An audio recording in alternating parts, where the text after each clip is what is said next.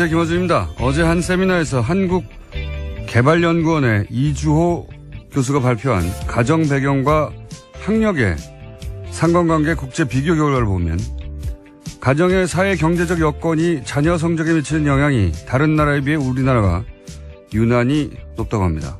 우리 못지않게 학력을 중요시한다고 알려진 중국, 일본에 비해서도 높고 아예 귀족 학교가 따로 있는 국가들보다 더 높습니다. 지난 2000년에 비해 상관관계 수치가 2배가 높아졌고 특히 다른 나라가 최근 5년간 그 수치 변화가 거의 없는 반면 우리나라는 그 수치가 더욱 높아졌고 하위 20%의 성적은 더욱 떨어졌습니다. 한마디로 집안이 잘 살면 아이 성적도 높은 정도가 다른 나라에 비해 아주 심하고 그 심해지는 정도와 그 속도가 지속적으로 상승한다는 겁니다. 한번 흑수저는 영원히 흑수저인 국가가 되어간다는 소리죠. 우리나라 불평등 지수가 이 정도입니다. 세계 최고 수준이죠. 이런 사회에서 복지, 인권, 노조를 이야기하면 여전히 빨갱이 소리하는 분들이 있죠. 본인이 갑부 아니면 그런 소리들 제발 하지 마시길 바랍니다. 본인만 불쌍해지는 게 아니라 자식도 함께 불행해지는 길입니다. 김원준 생각이었습니다. 원래 이게 이제 개천에서 용난다는 이야기는 사실이 아니다고 얘기한 지가 오래됐는데, 예. 그런 이야기가 처음 나온 게 한 10몇 년 됐거든요. 그 이후로도 지속적으로 나빠지고, 지금 세계 최고 수준에 이르렀다. 이주호 교수님 저희가 한번 모셔봐야 되겠습니다.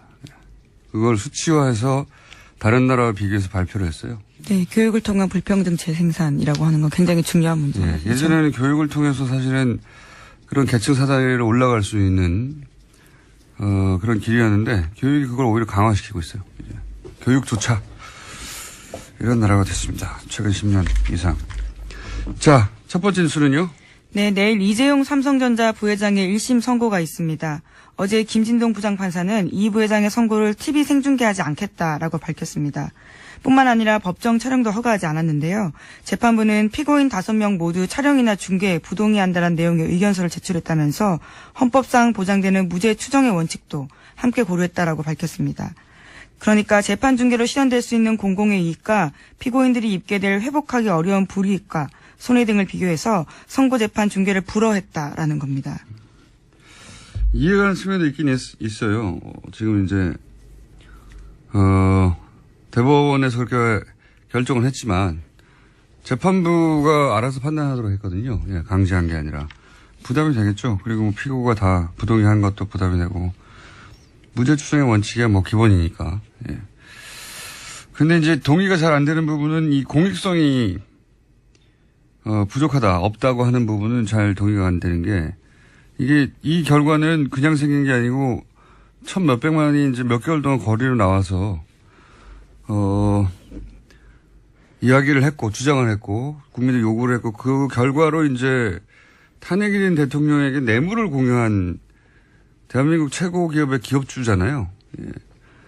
그런 재판이 이제 결과가 드디어 나오는데 그 선고를 중개하는 게 공익성이 없다고 하면 세상에 어떤 재판이 선고 공익성이 있겠습니까? 네. 게다가 판결 내용은 어차피 다 기사로 나오게 되고요. 내용도 다 알려지게 됩니다. 네. 피고인 얼굴을 보도하겠다라는 게 아니고 재판장에 그 내용들을 알려주겠다고 하는 건데도 공익성이 없다. 공익성이 더 부족하다라고 판단하는 것들은요. 아쉬운 점이 있습니다. 아마도 저나 이 방송을 듣는 분들이나 우리 생에 이거보다 더 큰 재판이 있을 가능성은 그렇게 높지 않아요. 예, 삼성의 오너가 이런 재판을 대통령에게 뇌물을 공유했다고 구속된 채로 재판을 받고 그 재판 결과가 최초로 탄핵된 대통령에게 영향을 미치고 이 재판이 공익성이 없으면은 어떤 재판이 공익성이 있겠습니까? 네. 자, 이제 내일이죠? 네, 내일 오후 2시 반입니다. 저희는 월요일 날 다루게 되겠네요. 그렇죠. 네. 결과가 어떻든 아주 대단한 반향이 있을 거라고 봅니다. 네. 자, 어쨌든 이재용 선고 재판은 생중계를 부장판사 하지 않는 것으로 예. 그냥 저희는 어떤 사진도 못 찍겠으니까, 촬영도 안 되겠으니까, 예, 아예 텍스트만 보게 되겠네요. 네, 허용된 150명만 들어가서 이제 볼 수 있게 되는 거고요. 그 전달된 내용들을 알게 되는 거죠. 물론 뭐 기자들이 들어가서 지면 중계는 하겠죠. 어쨌든 보지는 못하게 됐습니다. 다음 뉴스는요. 네, 삼성그룹 미래전략 장충기 전 차장 관련된 소식 계속 전해드리고 있는데요. 이번에도 관련 뉴스 JTBC에서 나왔습니다. 장 전 차장이 이현수 전 국정원 기조실장과 1년 동안 150차례나 연락을 주고받았다라는 건데요. 2015년 중반부터 지난해 11월 초까지입니다. 상당수는 업무 시간에 이뤄졌고요. 이 전 실장을 통해서 각종 정보가 장 전 차장에게 넘어갔을 가능성이 크다라는 겁니다. 그러니까 이게 이제 업무였어요, 업무. 예. 150여 차례면 1년에 주말 빼고는 이틀에 한 번씩 했다는 거잖아요. 그렇죠. 그리고 근무 시간에 통화했다는 거 아닙니까? 이거 업무였어요, 그러니까. 그들의. 예. 삼성이 정부 위에 있다는 이야기, 반농담처럼 많이 했는데, 예. 기정사실로 받아들여야 되지 않겠는가. 네, 실제 내용도 업무와 연관이 다 있습니다. 저희도 문자 내용을 보도한 적이 있는데요. 삼성 합병과 관련된 정보들을 이현수 전 실장이 장 전 차장한테 보내기도 하거든요. 그러니까요, 뭐, 감사원 인사라든가, 또는 뭐, 삼성 합병과 관련된 정보를 국가기관인 국정원이 사기업의 합병과 관련된 정보를 받고, 뭐, 이게 다 업무 시간에 이루어졌다는 거 아닙니까? 이틀에 한 번씩 통화를 통해서. 문자가 아니라 통화 횟수니까. 예, 통화 문자 모두 합쳐져 있는 겁니다. 문자가 아니라 통화를 했을 때는 무슨 정보가 왔는지 알 수가 없죠. 문자로 드러난 게 이제 감사원 그 사무총장, 정도인 거죠. 사무총장이나 합병과 관련된 정보였는데, 그리고 추가로 이 정도로 장충기 사장급이죠. 네, 사장입니다. 네, 예. 사장급이죠. 미전실의 차장은 사장급입니다. 낮은 것 같지만. 사장, 그리고 미전실 있는 분들은 다 삼성전자 출신이에요. 그러니까, 지난번에 한번 얘기했지만, 삼성전자 출신들로 이루어진 미전실의 삼성전자의 부회장이 자기는 미전실에 근무하지 않았다. 미전실과 무관한 것처럼 얘기하는 건 말이 안 되는 거죠. 어쨌든, 이걸 통해 또 한 번 얘기할 수 있는 게 이거예요. 그 국정원의 이제 추국정 얘기도 저희가 며칠 전에 했지 않습니까? 그 3인방 인맥이고, 최순실 라인이고, 그리고 국정원 자체 조사라도 국정원의 그 개통을 거치지 않고 추국정이 직접 청와대에 직거래했다라는 거죠. 청와대에 직거래했다는 얘기를 국정원도 알고 있었다고 국정원이 인정한 바가 있는데 아니죠. 김명기 당시 국정원장이었던 양반이 인정을 했죠. 그런데 네, 이병기 실장. 예, 죄송합니다. 예, 이병기. 원장입니다. 예. 나중에 대통령 비서실장을 한. 네. 그렇게 국정원과 긴밀하고 그리고 직접 커넥션이 있고 최순실 라인과 국정원이 하는 걸 국정원도 알고 있었는데 어떻게 삼성이 최순실 존재를 모릅니까? 삼성은 계속해서 최순실 존재를 모른다고 그렇게 해야지 앞뒤가 맞으니까 삼성의 주장대로 앞뒤가 맞추려면 최순실 몰라야 되거든요. 모른다는 걸 도저히 받아들일 수가 없는 정황이죠. 자, 다음 뉴스는요. 네, 박근혜 정부의 청와대가 2015년 재보궐선거에서 보수단체를 동원하려 한 정황이 나왔다라는 SBS 보도가 있습니다. 지난 1월 달에 박영수 특검이 이병기 전 비서실장의 수첩을 압수수색했는데요. 이 해당 수첩에는 이러한 내용이 있습니다. 새누리당 4월 재보선 대응이라는 메모인데요. 해당 부분에는 A 후보의 이름이 기재되어 있고 건강한 시민운동, 진영과 진영 싸움이라고 적혀 있다고 합니다. 또 우파 이슈 전환이 필요하다면서 우파 시민사회 활동화라고도 적혀 있는데요. 특검은 이런 내용들을 분석해서 당시 청와대가 우파 시민단체에 대한 지원을 통해서 2015년 국회의원 재보궐선거에서 새누리당 후보를 지원하려고 계획했던 걸로 보고 있습니다. 죄송합니다. 말은 참 잘 만들어요. 우파 시민 활동화. 건강한 시민운동. 이게 이제 어버이연합이나 엄마부대나 각종 자유라는 단어가 들어가는 청년 단체들이나 사실은 이런 단체들이 관변 단체고 청와대 혹은 국정원 혹은 뭐 정보기관의 조종을 받고 있을 거라는 짐작은 누구나 다 했죠.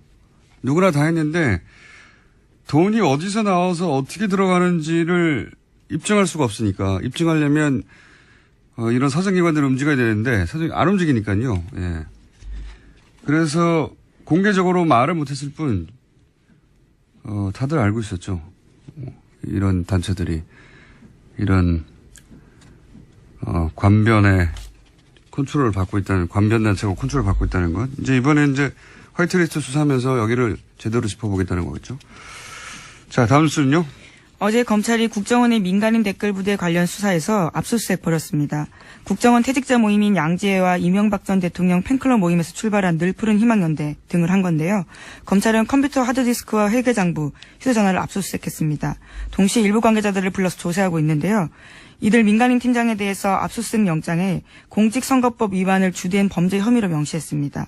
그러니까 검찰이 이들을 원세훈 전 원장과 이미 공범으로 판단하고 있다는 의미입니다.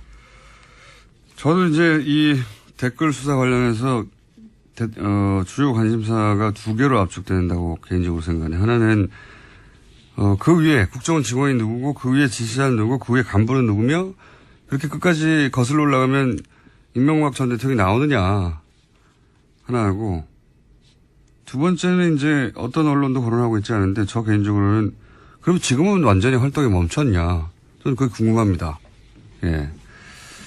정권이 바뀌었고 한데 그때 활동하던 이 조직이나 망 특히 국정원 내부가 아니라 외부에 있는 망들 혹은 뭐 국정원 내부에서도 아주 은밀히 있는 조직들 지금 아무것도 안 하나. 예. 왜냐하면 그렇게 지금 유추되는 게시판 활동이 아직도 있거든요. 예, 우선 서훈 원장이 제일 오자마자요. 국내 정치 파트 일을 멈췄다라고 하고 있기 때문에요. 그 부분들은 공식적으로 없는 바인데요. 이건 뭐 그전에 공식적이었나요? 예. 저는 이제는 멈췄는가 하는 것도 수사돼야 예상이 돼야 될 거라고 봅니다. 자, 다음 뉴스는요. 네, 안보 관련된 소식도 전해드리겠습니다. 미국 트럼프 대통령과 틸러슨 국무장관이 잇따라 북한과의 대화가 조만간 이뤄질 수 있다라는 뜻을 밝혔습니다. 을지 프리덤 가디언 한미연합훈련이 진행 중인 점을 고려하면요. 이례적인 일입니다. 트럼프 대통령은 김정은을 가리키면서 그가 우리를 존중하기 시작했다는 사실을 나는 존중한다라고 이야기했는데요. 아마도 아닐지도 모르지만 무엇인가 긍정적인 일이 일어날 수 있다라고도 이야기했습니다. 틸러슨 국무장관도 관련된 이야기 했는데요. 북한이 유엔 안전보장이사의 대북제재 결의의 만장일치 채택 이후에 어떤 미사일 발사나 도발 행동이 없었다는 점에서 주목할 만한 가치가 있다라고 이야기했습니다. 이걸 보니까 무슨 생각이 드냐면,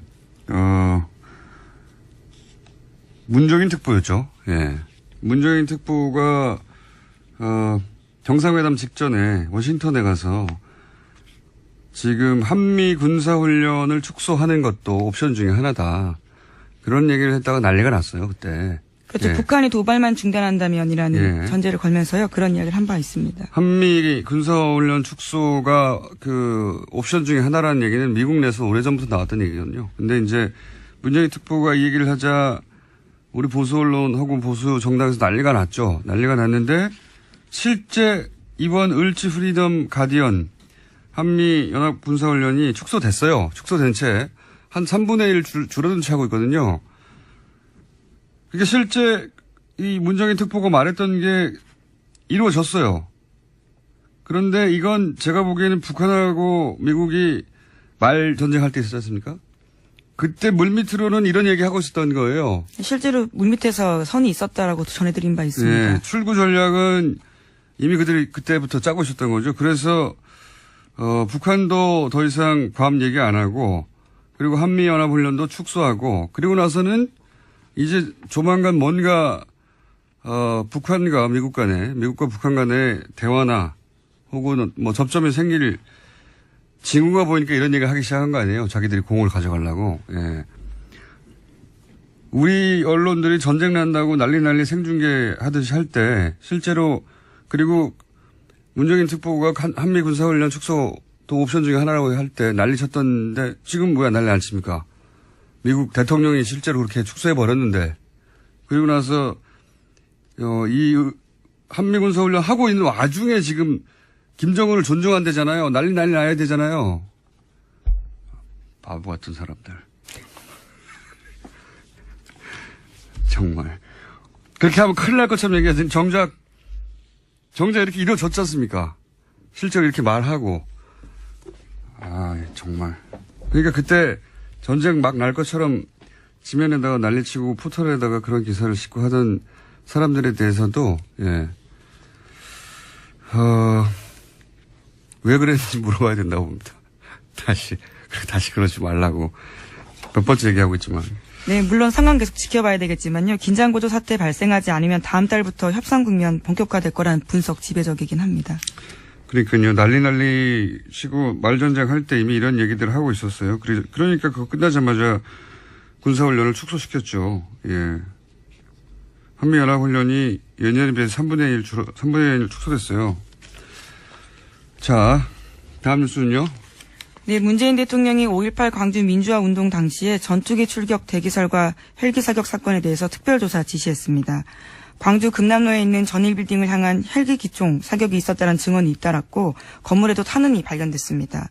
전일빌딩은 5.18 광주 민주화 운동 당시에 계엄군에 맞섰던 시민군 최후의 항전지입니다. 국방부는 특별조사단 구성해서요.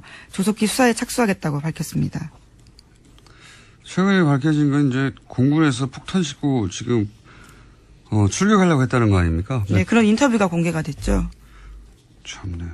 지난번에도 한번 비유를 드렸지만 촛불 집회하는데 헬기가 막 와서 사격하고 지난번에 광화문에서 탄핵 집회하는데 공군기가 와서 폭탄 떨어뜨리고 했다 봐요. 이게 말이나 되는 소리입니까? 자국 군인이 자국민을 상대로 해서 공군 폭격을 계획하고 있었다. 헬기로 총을 쏘고. 그런 계획을 하고 있었고 실제 그중에 절반을 시행을 한 거죠. 헬기 기총 사격은 실제 있었다고 그렇죠. 보여지니까. 이거 조사를 당연히 해야 되는데 이거 조사하라고 그랬더니 보수 정당에서는 을지훈련이 함차임인데 5.18 조사를 지시한다는 게 납득이 안 간다고 하는데 말이 되는 소리예요? 무슨 상관입니까? 바른정당 논평입니다. 예. 무슨 상관이에요? 그렇죠. 을지훈련을 축소도 하는데요. 이런 이야기는 미국 대통령한테 하세요. 트럼프한테. 왜 축소했냐고. 그리고 왜 김정은 칭찬하냐고. 군사훈련을 한참 하고 있는데 아무 상관없는 지금 5.18 조사하라고 한 걸 갖다가 거기다 갖다 붙입니까? 이건 조사해야죠. 이런 지시를 누가 했을까요? 네, 우선 전두환 전 대통령 같은 경우에는 학살도 발포 명령도 없었다라고 계속해서 주장하고 있습니다. 처음부터 뭐 북한 때문에 그런 일을 한다고 그랬었으니까요. 폭탄을 비행기 싣고 투하하려고 했다니까 정말 이 지시를 누가 내는지 꼭 찾아야 된다고 봅니다. 저는. 다음 뉴스는요? 네, 바른정당 김무성 의원과 자유한국당 정진석 의원이 토론 모임인 열린 토론 미래를 발족하기로 했습니다. 앞으로 자유한국당과 바른정당 간 연대 또는 통합의 가교 역할을 하는 게 아니냐라는 관측이 여의도에서 나오고 있는데요. 국민의당 소속 의원들한테도 발족 취지문과 함께 가입 의향서 보냈다라고 합니다. 새로운 정당을 구상하나요? 자유당의 일부, 바른당의 일부, 국민당의 일부 이렇게 해서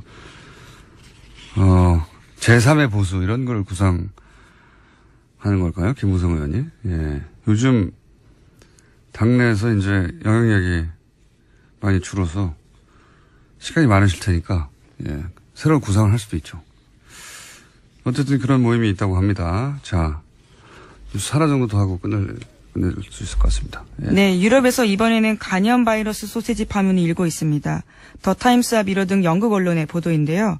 21일 네덜란드와 독일산 돼지고기로 만든 소세지와 햄을 통해서 영국인들이 E형 간염 바이러스에 감염되고 있다라는 겁니다. 이게 살충제 달걀도 유럽에서 시작됐고, 이제 유럽에서 시작돼서 이게 유럽의 10몇 개국인가, 16개국인가요? 7개국으로 퍼져나갔거든요.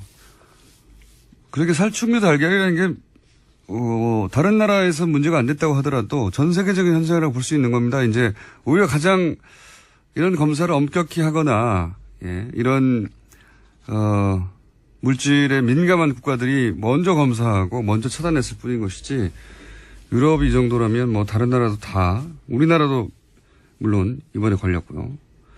그리고 거기서 그치지 않고 이제 어느 나라 마찬가지로 먹거리에 대해서 이런 게 문제가 한번 생기면 다른 음식들도 막 하거든요. 이제 소세지까지 갔다는 거죠. 간염. 근데 그 간염이 독일에서 수입된, 네덜란드와 독일에서 수입된, 네덜란드 유명한 낙농 국가잖아요. 그렇죠. 예. 왠지 깨끗할 것 같은데. 거기서 온 돼지고기에서 만든 소시지로 간염 바이러스가 나왔다는 건데. 그리고 그 간염 바이러스가 나온, 대형 체인 슈퍼가 테스코예요, 테스코. 네, 유명한 테스코입니다. 유럽에서 제일 큰 슈퍼 매장도 테스코 건데, 이 정도 규모 기업에서, 아주 가장 잘 알려진 낙농국가에서 나온 고기로 만든 식품에 이런 일이 벌어졌으면, 이거는 시스템에 근본적인 문제가 있는 겁니다. 예. 이건 뭐, 잘 걸러내면 되겠지. 뭐 정부의 컨트롤도 중요하지만, 지금 현대적 소비에 뭔가 문제가 있는 거예요, 큰. 그렇게 생각이 자꾸 들어요. 예. 그래서 윤리적 소비라는 걸 한번 알아보자고 제가 며칠 얘기하고 있는데, 이게 도덕적 구호였거든요, 윤리적 소비는. 도덕적 구호. 그게 아니고, 예. 내 삶을 위해서 꼭 필요한 게 아닌가 싶어요. 육식에 대한 성찰까지 함께. 육식은 계속 해야 되지만. 윤리적으로 육식해야 되겠다는 생각을 하게 되고요. 예. 그래서 저도 잘 몰라서 저희가 전문가들을 모시고 조만간, 예. 윤리적 소비에 대해서 한번 알아볼까 합니다. 여기까지 하겠습니다. 시사인의 김은지였습니다. 감사합니다. 자, 오랜만에 완전체가 되었습니다. 예, 두 분 다 번갈아서 휴가를 가시고 막 출장을 가시고 해가지고 한동안 제대로 안 돌아가다 두 분 다 나오셨습니다. 더불어민주당의 안민석 의원 나오셨습니다. 네, 수도권 내리사선 안민석 의원입니다. 오랜만입니다. 수도권 내리사선 코멘트는 자유한국당의 김성태 의원님 나오셨습니다. 예, 김성태입니다. 예, 반갑습니다. 자, 오랜만에 두 분이 나오셨는데 각자 나오시니까 재미가 없더라고요. 그래서 그러니까 뭐 지금 당연히 그런 자기 고백을 교통방송은 좀 해야 돼요. 특히 김어준 공장장은. 어떤 고백을 해야 됩니까? 지난주 방송은 분명히 우리 두 사람이 안 하기로 하지 않았습니까? 그래요. 안 의원님하고 저하고 이렇게 제작진이 같이 상의해서 결정한 건데 나 없는 사이에 또 무슨 작당하려고 그렇게 그냥 나만 빼놓고 방송. 그거 안 맞는 거예요. 공영방송이 이렇게 기억이 안 나는데. 야당 패싱하고 탄압으로 이렇게 일관한다면은 앞으로 아마 청취자들 다 놓치게 될 거예요. 또 지난주에 이제 예, 다소의 스트레스. 오해는 있었던 것 같은데요. 뭐 그래도 이 아침에 뭐 작당, 탄압 그런 품격 없는 표현을 하시는 것은 좀 듣기에 좀 거스르고요. 뭐 제가 이제 여당이 되었으니까 야당의 터무니없는 공격을 감수할 그런 이제 방패 역할을 할 각오는 돼 있지만은 그래도 품격을 잃지 않는 그런 야당의 공격 기대를 하고 특히 김성태 의원님 지난주에 말씀하세요. 그리고 제가 나오기 전에 PD가 전화하기로 돼 있었던 거 아닌가요? 네. 그래서 제 기억에도 제가 지난주 안 나오는 걸로 김성태 의원님이 못 나오신다고 그래서 그렇게 통 크게 안 나오는 걸로 합의들이 됐던 것 같은데 PD가 김성태 의원님 나오실 거라고 이렇게 이야기를 조금 애매하게는 했어요. 그래서 내가 의사를 확인하려고 전화를 드렸는데 전화를 안 받으셔서 저는 뭐 PD 말을 믿고 나왔습니다. 어쨌거나 저 혼자 나와서 그게 김성태 의원님은 굉장히 그 서로 간의 신뢰를 무너뜨리는 뭐 그런 것까지 지금 비하하고 계시니까 아무튼 사과드리겠습니다. 뭐 무슨 말인지 잘 모르겠습니다. 사실은 한참 들었는데. 정치판에서도 그래도 김성태 의원하고 정치하면은 신뢰 하나는 서로 보장되고 오래 가져간다는 건데. 그게 이제 상당히 자유한국당 김어준 복당으로 공장장이 무너지지 않았나요? 뭐 상당히 편향적이어서 이 방송이 이렇게 흘러가는 거예요. 나는 안민석 의원이 원래 그런 분은 아니에요. 제가 복당한 건 아니죠. 의원님이 복당하셨는데. 그러니까 요새 안보 관련해서 코리아 패싱이란 말도 많이 나오지만은 이 방송에서 야당 패싱하는 경우는 또 처음 보는 것 같아요. 그래서 제가 뭐 어쨌거나 이 월요일 아침에 약속은 지켜야 되겠다, 출연해야 되겠다 이렇게 생각하고 이번 주말에 그 미국 LA하고 버클리대에서 이제 초청을 해서 강연을 가는데요. 목요일날 다음 주 목요일날 새벽 LA대도 5시 있습니까? LA대? LA는 교포들이고 버클리대는 그 대학에서 초청을 한 건데요. 목요일날 새벽 5시에 제가 도착을 하도록 비행기표를 맞췄습니다. 왜냐하면 이 방송을 출연하기 위해서. 네. 아무튼 앞으로 빠지지 않겠습니다. 초청을 받으신 건 맞습니까? 버클리대라고는 아시죠? 네.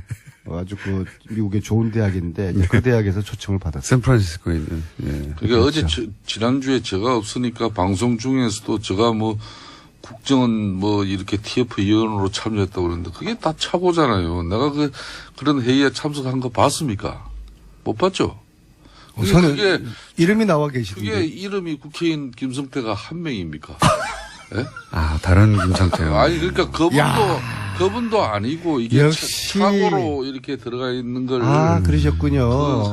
네. 좀 역시 김성태 앞으로 의원님은 방송 저희들을 잘합시다. 실망시키지 이 않았습니다. 정도로 올라가고 아, 빨리 김우중 그 부회장님 국정원 진행하십시오. 반개혁 그 위원회 거기는 그 김성태 의원은 다른 분이죠. 그러니까 아예 김성태는 김성태가 다른 분이 또 계셔요. 김성태는 아예 다 포함 안 되고 있습니다. 네. 잘못 알려진 오보군요. 예. 큰 오해가 풀렸어요. 자, 그럼 뒤늦은 100일 평가 잠깐 해보죠. 왜냐하면 지난주에 저희가 방송이 없었기 때문에 짧게 근데 다들 뭐 여기저기서 100일 평가 나왔는데 예. 문재인 정부 100일 평가 짧게 김성태 의원 해보시면요. 저는 참 권력이라는 것은 이 무한하고 특히 저항적 대통령제하에서는 정말 많은 권력을 휘둘릴 수 있는데 이 권력이라는 것은 잘못 쓰여지면 바로 독으로 돌아옵니다. 특히 대한민국 같이 이런 분단된 체제 하에 또 많은 산업화 민주화를 이렇게 거치면서 사회적 갈등이 늘 소재하고 있는 이런 국가에서 이 저항적 대통령의 지위는 상당히 중요한 것이죠. 뭐 그런 측면에서 국민들을 시원하게 해준 그런 대통령의 정치적 판단이 뭐 좋은 이렇게 정책으로 이어지는 경우도 있지만은 너무 섣부르고 너무 인기 영합적인 그런 지금 체제로 흘러가는 것은 이거는 심각한 문제다. 대통령의 말 한마디는 주워 담을 수도 없습니다. 장관이 뭐 어떤 약속을 하고 선심성 정책을 베풀어서 후에 재정적 설계를 하고 예산 문제를 챙겨보면은 그게 아니다 그러면 주워 담을 수가 있지만은 대통령이 한마디 하면은 주워 담지도 못해요. 그러니까 지난 100일 동안 대통령께서는 너무나 많은 선심 정책 펼친 것이고 두 번째는 사회적 갈등을 이제 이걸 치유하고 덮는 그런 역할을 대통령이 해야 되는데 어떻게 보면은 사회적 갈등이 양산되어지고 또 그로 인해서 사회가 분열 갈등 대립으로 이어질 수 있는 그런 국정 통치 운영 형태는 이거는 상당히 심각한 거죠. 특히 인사 문제에 있어서도 좀 국가를 안정적으로 운영할 수 있는 그런 중립적인 인사가 이 국민들이나 국가를 이렇게 안정스럽게 우리가 판단하고 생업에 종사할 수 있는 그런 국정이 있는데 요 근래 한 뭐 대법관 임명이라든지 여러 가지 경우만 보더라도 너무 정치 편향적으로 흘러가고 있지 않습니까? 네, 이런 맞습니다. 일들이 우려입니다. 네, 말씀 잘 들었는데요. 근데 한 가지 중요한 사실 관가하고 계신 게요. 이 정부는 인수위원회 없이 출범을 했거든요. 그러니까 지난 100일은 실질적으로 앞으로 5년에 대한 인수위원회 준비 역할과 동시에 이제 집행이 된 이제 그러한 특성을 가지고 있습니다. 그런 거를 감안하면은 100일에 이제 큰 대가 없이 준비하는 그런 상황이었다는 말씀드리고요. 선심 정책은 건보 보장성 강화 이런 거 말씀하시는 거죠? 예. 뭐 그런 것뿐만 아니죠. 뭐 기초연금 뭐 이런 30만 원 인상 같은 공장장님? 경우도 예. 제가 지금 이야기하고 있습니다. 아니, 말씀하신 걸 먼저 정리하자면 선심 정책 사회적 갈등 양상은 뭔가요? 5.18 재조사 뭐 이런 건가요? 그런 것도 5.18 조사 같은 경우도 4번이나 했습니다. 네. 5.18 또 조사 같은 게 역대 이제 DJ 정권, 노무현 정권 거치면서 다 했어요. 그러니까 그런 부분도 이렇게 물론 5.18은 뭐 언제든지 우리가 진실을 밝혀내기 위해서는 여러 가지 수단과 또 어느 정권에서도 다 행할 수 있는 문제지만은 이걸 대통령께서 직접 나서 가지고 이 침 100일 만에 뭐 너무나 많은 일을 지금 하고 계시니까 국민들이 감당해내겠습니까?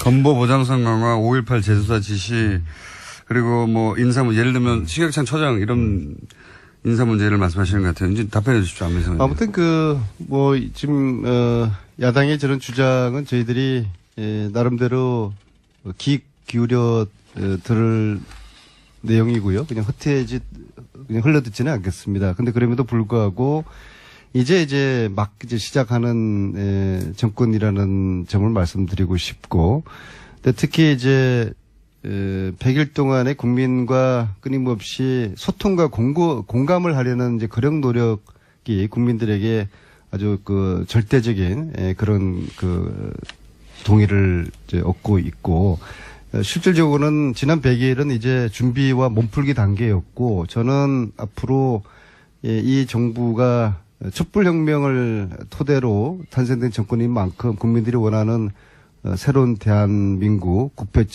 적폐청산을 위해서 아주 담대한 개혁에 나서야 된다, 그렇게 생각을 하고, 그리고 그것이 국민들의 기대에 부응하는 문재인 정부가 될 것이다, 그렇게 보고 있습니다. 그러니까 좀 전에 안민석 의원께서도 적폐청산 얘기를 했습니다마는 이 촛불에서 비롯된 그런 최순실 국정농단에서 비롯된 이런 여러 가지 국가 운영이 잘못되고 바로 잡아야 될 거, 이거 반드시 바로 잡아야 되죠. 그렇지만은 이 적폐청산이라는 미명하에 과거 정부, 과거 캐기에 몰두하고 또 자기들의 또 이념이 다른 모든 세력을 적폐로 규정해서 이걸 정치 보복하려는 그런 행태로 보이는 것은 이거는 국민 대통합, 사회통합을 위해서로도 저는 맞지 않는 거죠. 이 방송 문제, 지금 방송을 하고 있으니까 이 공영방송 문제도 마찬가지예요. MBC 대통령까지 나서서 정부가 이 방송에 적극적으로 개입할 것처럼 말하고, 또 방통위원장은 법적 권한도 사실상 없으면서 사장 해임을 언급하고 있지 않습니까? 이런 것들 맞지 않죠. 반론에 또다시 알베르 까미의 이야기를 해야 되겠네요. 어제 범죄를 용서하는 것은 내일의 범죄에 용기를 주는 것이다. 이 정도로 저는 하겠습니다. 끝입니까? 구체적인 이 반론은 정도로 하겠습니다. 구체적인 반론 준비가 안 되신 거 아닙니까? 좀 혹시? 품격 있게 제가 이 언론을 길들이고 방송을 장악하는 그런 시도는 역대 어느 정권마다 있었다는 것은 저는 부인할 수 없는 사실로 보고 있어요. 하지만 과거 그 정권들 다 그 말로들이 얼마나 불행했습니까? 그래서 저는 문재인 정권만은 정말 당당하고 정의롭게, 그리고 그렇지 않아도 국민들하고 소통하면은 국정 운영하는데 저는 큰 애로 없다고 봅니다. 굳이 언론의 힘을 비정상적으로 빌어서 그럴 국정 운영할 그런 계제도 아니고. 근데 지금 차이는 좀 있지 않습니까? 과거하고. 예를 들어서 과거에는 정권이 이제 KBS 사장을 찍어냈으면 이번에는 KBS나 MBC의 내부 구성원들이 갈아야 된다고 이렇게 나선 게 차이가 있지 않습니까? 과거에도 보면은 MB 때도 정년주 사장 KBS, 그죠? 네. 인위적으로 이렇게 교체한 그 모양새가 MB 정부가 결국 이 좋게 마무리되지 않았잖아요. 그러니까 제 말은 뭐냐면 그때하고는 다르게 그때는 위에서 눌렀는데 지금은 구성원들이 자사의 사장을 이 사람하고 같이 일을 못한다고 하는 거는. 그러니까 노사무 문제에서 비롯된 것은 노사 문제로 풀어야 되는 것이고, 또 사내 또 구성원들 간의 갈등 문제는 갈등 대립이 있다 하더라도 그 문제는 또 그 내에서 풀어야 되는 것이지, 이걸 제가 드리는 말씀은 너무 정권이 초기에 개입하고 있다는 겁니다.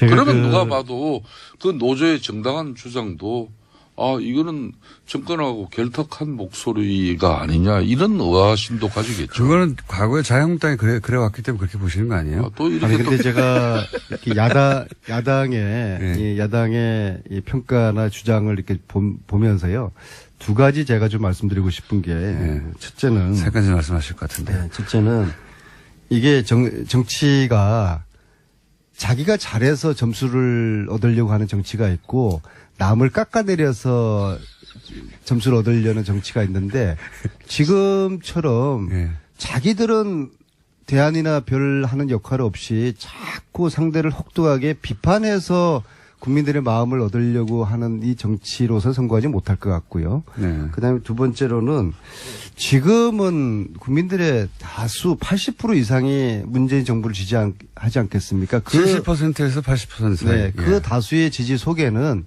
국가를 제대로 만들어 달라는 거거든요. 적폐를 청산하고 국가 개혁을 해달라는 거기 때문에 저는 이 시점에서 야당은 여당과 함께 여야 또 문재인 정부와 함께 선의의 개혁 경쟁을 해서 국민들에게 마음을 얻으려는 그런 정치를 해야지 야당도 스스로의 공간을 더 넓혀 나갈 수 있다는 그런 저는 충고를 드리고 저는 안민석 의원의 말씀을 대체로 다 공감합니다.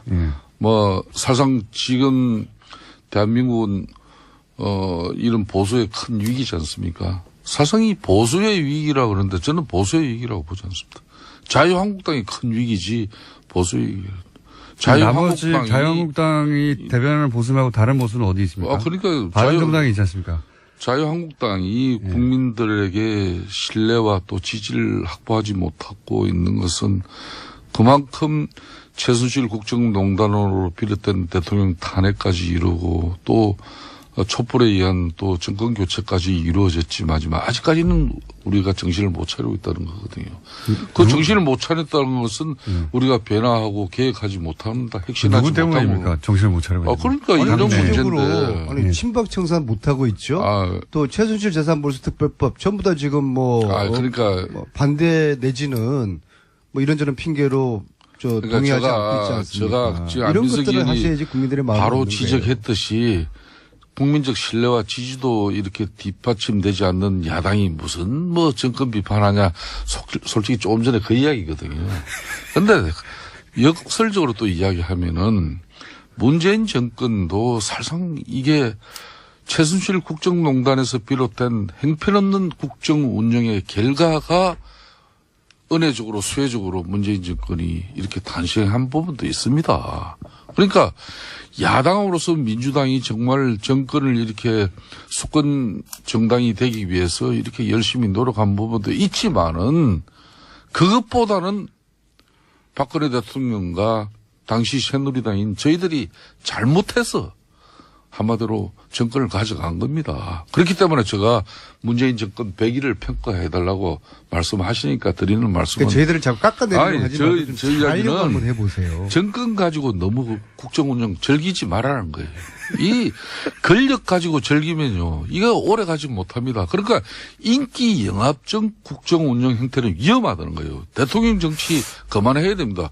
모든 게 지금 대한민국은 문재인 대통령 혼자만 있는 것이지 민주당 안민석 의원하고 김성태 의원하고 협의하고 또 합의해가지고 국민을 만족시키고 국민을 이해시키는 그런 정책이나 정치가 지금 없잖아요. 대통령 정치 이거 위험합니다. 언제까지. 친박 청산은 안 하세요? 그거는 우리 당에게 맡겨놓으세요. 그러니까 그런 거를 국민들에게 제대로 좀 보여주세요. 네. 근데 의원님, 오래 가지 못할까봐 걱정하시는 듯이 들리는데, 이렇게 가면 오래 가지 못한다고 하시는데. 아닙니다. 저는 어떤 경우든 문재인 정권에. 이렇게 하면 오래 갈까봐 걱정하시는 거 아니에요? 그 오래 가는 게 좋아요. 잘해가지고. 그렇지만은. 오래 가면은 자유한국당이 지급을 못하지 않습니까? 우리가 정권을 가지지 못하고 집권을 하지 못하더라도 대한민국 사회가 안정되고 경제적으로 발전을 하고 국민들의 삶의 질이 좋아지면은 굳이 야당이 정권을 잡아야 된다는 그런 게 어디 있습니까? 그러면은 마음에도 없는 지금 말씀을 이렇게 하셔요. 아니 이렇게 가면 오래 가지 못한다고 하니까 지금 그러면 이렇게 하도록 내버려 두셔야죠. 지금 사실상 문재인 대통령 너무 잘하고 있어요. 근데 그러니까 계속 잘할까 보는 거 아니에요? 너무 잘하려고 하면은 무리하게 됩니다. 그러니까 우리도 잘할 테니까 야당도 잘하시고요. 무리하기를 기다리셔야 되는 거 아닙니까? 너무 잘하려면은 돈이 많이 들어요. 그러니까 그 돈이 많이 드는 게 이제 정치인이 한 사람으로서 걱정된다는 거죠. 이게 나중에 2년 3년 지나면 다 국민들 부담으로 돌아갑니다. 아니 그러면은 그때 인기가 대폭락하면 자유한국당이 좋은 거 아닙니까? 그러니까 가만히 내버려둬 잘한다. 자유한국당 지금 야당은 아까 안민석 의원 말씀하셨지만은 문재인 정권이 실패하고 또 정책적 오류를 이렇게 많이 남발하면은 그때 우리 국민들한테 또 기회를 맞이합니다. 그러니까 내버려 두셔야죠. 계속 그렇게 하라고. 그 안에 우리는 자성하고 또 반성하면서 핵심하고 기다리면 되는데 네. 그 평가하시라니까. 또 제 말은 앞뒤가 안 맞지 않습니까? 그렇게 실수하면 우리한테 기회가 오는데 이렇게 가면은 이게 이렇게 가는 게 실수한다고 자꾸 공격하시면 안 되죠. 이렇게 가면 실수면 내버려 두셔야죠. 아니죠. 내버려 두셔야지 빨리 망하죠. 아니 실수도 이렇게 국민들 헬스가 낭비되고 국가 재정이 파탄나는 쪽으로 이렇게 잘하려고 하면은 그거는 야당이 이야기를 해야죠. 그럼 좋은 실수도 있습니까? 아니, 좋은 실수 있죠. 지난번처럼 네. 저 이순신 합참 의장 퇴임할 때 대통령께서 해외여행 한 번 못했다니까 그 아들 뭐 딸이 캐나다에 있으니까요. 그 항공권 끌어준 거 얼마나 저는 그 감동이었어요. 그게 무슨 실수인가요? 그런 거는 큰 돈 들이지 않고도 국민들에게 감동을 줄 수 있는 부분이 있는데 예. 너무 요즘은 근데 건보 보장성 강화 이런 거는 아니 그것도 좋죠 해야죠.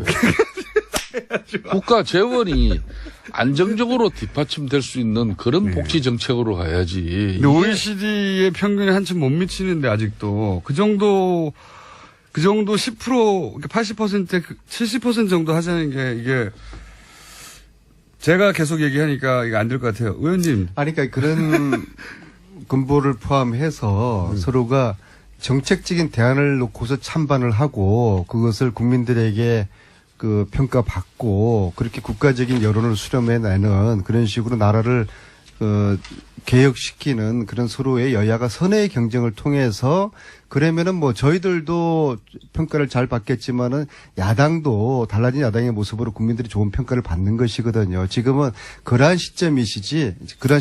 물론 야당은 정부 정책을 또 비판을 하는 그런 고유의 본연의 역할을 해야 되겠지만은 그와 동시에 야당이 가지고 있는 정책 대안이라든지 자신들의 비전을 국민들에게 보여줌으로써 포인트를 얻어야 되는 거거든요. 근데 지금은 자신들의 비전이나 정책 이건 지금 너무 지금 소홀히 돼 있고 오로지 저희들을 문재인 정부를 깎아내리는 거에만 집중돼 있으니까 이것이 참으로 저는 좀 답답해요. 그래서 일정 부분 수용합니다. 네. 그러니까 저도 지금 하신 말씀을 좀 기교로 들을 테니까는요. 김성태 의원님이나 야당 측에서도 너무나 이 문재인 정부에 대한 그 깎아내리기식의 그런 입장 가지고만은 이게 국민들에게 야당이 지지를 얻기 어려울 거예요. 그래서 야당이 지금도 자유한국당이 107석을 가지고 있지만은 지지도가 15%에 머물러 있지 않습니까? 이것이 과거 저희들 야당일 때 15% 정도까지 내려간 적이 단 한 번도 없어요.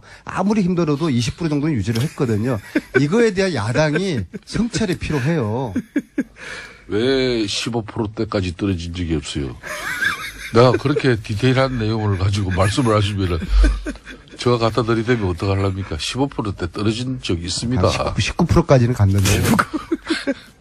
그러니까 옛말에 이 장고 끝에 악수 든다는 말이 서로 있지 않습니까? 잘해보자는 그런 말씀 드리는 겁니다. 지금 대법원장 지금 김명수 후보가 저 같은 경우에도 10초 남았습니다. 예.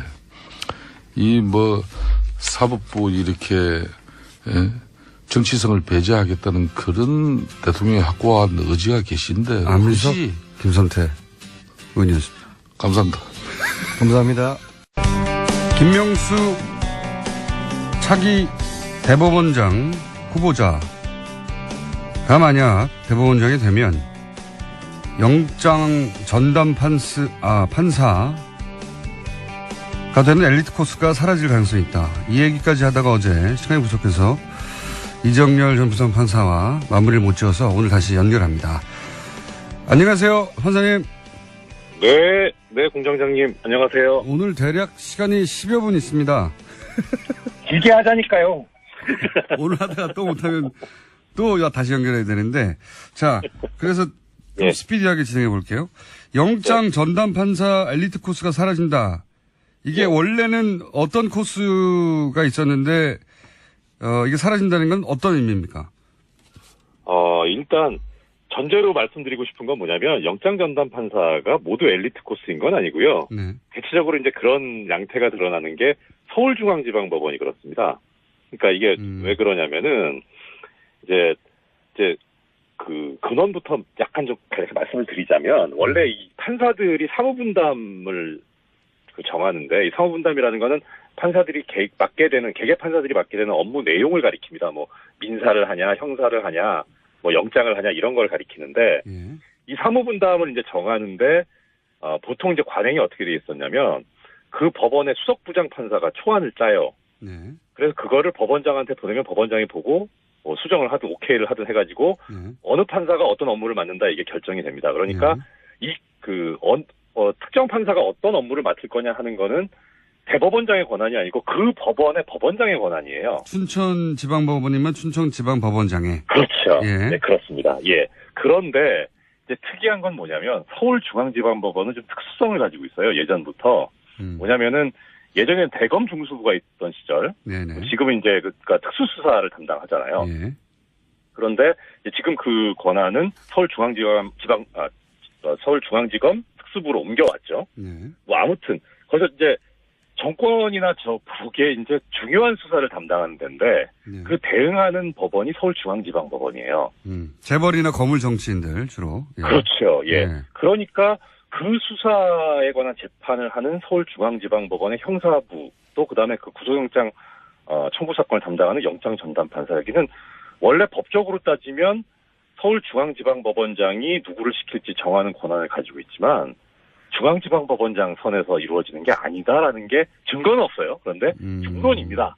사람들이 법조인들은 인식하고 있어요. 이건 대법원장이 이제 염두에 두고 시쳇말로 꽂는 거다 이렇게 생각을 하고 있어요. 오랫동안 그렇게 믿어왔고 물증은 그렇죠. 나오지 예. 않았지만 다들 그렇게 생각하고 있었다. 대법원장이 하는 자리라고. 그렇죠. 예, 그래서 서울중앙지방법원의 형사합의부장이 되거나 내지는 영장전담 판사가 된다는 거는 저 사람이 지금 현재 법원 수뇌부에 신망을 받고 있구나. 이렇게 해석해도 무리가 아니었던 거죠. 그러니까 그 대법원장 하에서 신망을 받고 있는 사람이 자연히 앞으로 그 코스를 거쳐가면 승진 가도를 달릴 것이다. 이렇게 생각들 했다는 거죠. 네. 그렇죠. 이건 뭐 당연한 수순인 거죠. 그리고 실제로도 그렇게 됐고요. 실제로도 그렇게 됐고. 예, 그렇게 양승태 됐고요. 근데 그거는 대법원장 체제 하에서도 그랬습니까? 그게 더 심해진 거예요. 그러니까 이게 그래도 어느 정도는 이제 아까 처음에 말씀드렸다시피 그 수석부장이나 법원장이 이제 그 사무분담을 정하는 게 예. 중앙법원에서도 어느 정도 조금 이제 그 권한이 좀 있었는데 이게 차츰 더 사라져갔다는 거죠. 그러니까 딱 인사 발표 나는 거 보면 누가 영장 전담을 가겠구나. 라고 하는 게 읽혀지는 거예요. 저 인사 결과를 보면 그럴 정도니까 이거는 뭐 사무분담 짜기 전에 벌써 대법원장의 의중이 있구나라는 게 읽혀져 버리니까 그러니까 훨씬 더 심해져 버린 거죠. 예전에는 그런 정도까지 예측은 안 됐었거든요. 더 심해졌다. 그러면 네. 그렇게 그 양승태 대법관 체제 하에서 서울중앙지법의 영장 전담 판사들이 친대법관적인 사람들이 와서 혹시 예. 최근에 영장심사가 왜냐하면 영장심사 판사들이 최근에 바뀌었으니까요. 최근이랑 하면 몇 달 전이긴 하지만 마지막으로 예. 이제 임명한 거죠. 예. 네, 그렇죠. 예. 네. 혹시 예. 그렇게 마지막으로 임명된 분들의 영장심사에서 최근에 이 영장 기각은 좀 이해가 안 간다고 하는 거 한두 건만 예를 들어 봐 주십시오. 일단 뭐 전제로 말씀을 드릴 거는 이게 뭐 개개 사건마다 특성들이 있기 때문에 일률적으로 말씀드리긴 좀 그런데 약간 이상한 흐름이 좀 있긴 있어요. 그러니까 이걸 순전히 법률적인 측면에서 보자면 예를 들어서 정유라 영장 기각됐었죠. 우병우 영장 기각됐었고요. 그다음에 최근에 그 방산 비리 관련해서 카이 전직 임원이 이제 영장이 기각이 됐었습니다. 그리고 대비할 수 있는 게 그 최순실 국정농단에 관여가 돼 있었던 고영태 영장이 발부가 됐다. 예. 많이들 비교하죠 그렇게. 예, 이렇게 네 가지를 죄송합니다. 네 사건을 놓고 보면 그 비슷한 흐름들이 다들 소환에 불응했거나 수사기관의 소환에 소재가 일시적으로 의연했던 사람들이에요. 예, 공통점이 그렇게 있는데. 그렇죠. 이런 경우를 보통 이제 구속영장 심사 단계에서는 도주했거나 도주의 우려가 있다고 봅니다. 영장 발부 사유인 거죠. 네, 개개 사건마다 특성이 있으니까 뭐 정유라나 우병우에 대해서 영장 발부 안 하고 고영태에서 대해서만 영장을 발부한 것은 잘못이다. 이렇게 일률적으로 얘기하기는 좀 그렇습니다만 그래도 그런 흐름들을 보면 최소한 이건 형평에는 안 맞는다. 하려면 다 기각을 하던가 네. 발부하려면 다 하던가 이러면은 그래 뭐 이게 당부는 떠나서 그래도 형평에는 맞는다라고 하겠는데 형평이 안 맞아버리니까 그러니까 오히려 역으로 이게 뭔가 흐름이 있나 아니면 어떤 의도를 가지고 이런 식으로 영장 사건 처리하는 그런 의심을 들게 하는 거죠. 그런 의심을 가질 만한 일련의 흐름이 있긴 있었다. 그렇죠. 개별 사건이 개별 특성들이 다 있기는 하지만 그렇다 하더라도 네. 그게 한 번 벌어진 게 아니라 이런 식으로 계속 벌어지니까 흐름이 있는 게 아니냐는 의심을 가질 만하다. 그렇죠. 게다가 영장도 영장이지만요. 더 결정적으로 아까 잠깐 말씀드렸는데 영장 전담 판사뿐만 아니라 서울중앙지법의 엘리트 코스라는 게 이제 형사 합의부 부장 판사거든요. 예. 근데 최근에 그 조윤선 전 장관 판결 보면 네. 뭐 판단에 맞고 틀리고 떠나서 기가 막혔던 부분 중에 하나가 박근혜 최순실은 기소도 안 됐어요. 그러면은 기소가 안 됐으면 그 사건에서는 네. 그러면 판단을 하면 안 되죠. 그게 형사소송법상의 원칙인데 무죄라고 판단을 해버렸어요. 판결에서. 다른 재판에 대해서 무죄 판단을 했어서 굉장히 이례적이라고 했었죠. 네. 그렇죠. 이건 너무 노골적인 거예요. 그러니까 나는 전 정권의 코드에 맞는 판사다라고 대외적으로 공표해버린 거랑 같은 겁니다. 이게 예전에 그 소위 보수 야당이나 보수 언론이 얘기했던 정말 뭐 노골적인 튀는 판결인 거죠. 이렇기 때문에 이건 좀 너무하다. 아무리 그래도. 알겠습니다. 그렇죠. 영장 전담 판사 최근에 영장 전담 판사에 이거는 좀 납득이 안 간다는 흐름이 있고 또 뭐 조윤선 판결을 보더라도 말하자면 양승태 대법관 체제 하에서 승승장구했던 판사들로 보여지는 분들이 좀 이해가 안 가는 판단을 하고 있다. 뭐 이렇게 이해하겠습니다. 예. 네네. 전체 흐름이 그렇다. 예. 자, 한 가지만 더 여쭤보자면요. 아직도 4분이 남았기 때문에. 이재용 삼성전자 부회장 1심 선고 생중계 불허했지 않습니까? 피고인들이 부동의하고 공공이익이 크지 않고 무죄 추정 원칙 어긋난다. 네. 요 재판부, 물론 각자 재판부가 판단하도록 위임했기 때문에 재판부가 그렇게 판단할 수 있는데 동의하지 않는 부분이 있으십니까? 다요.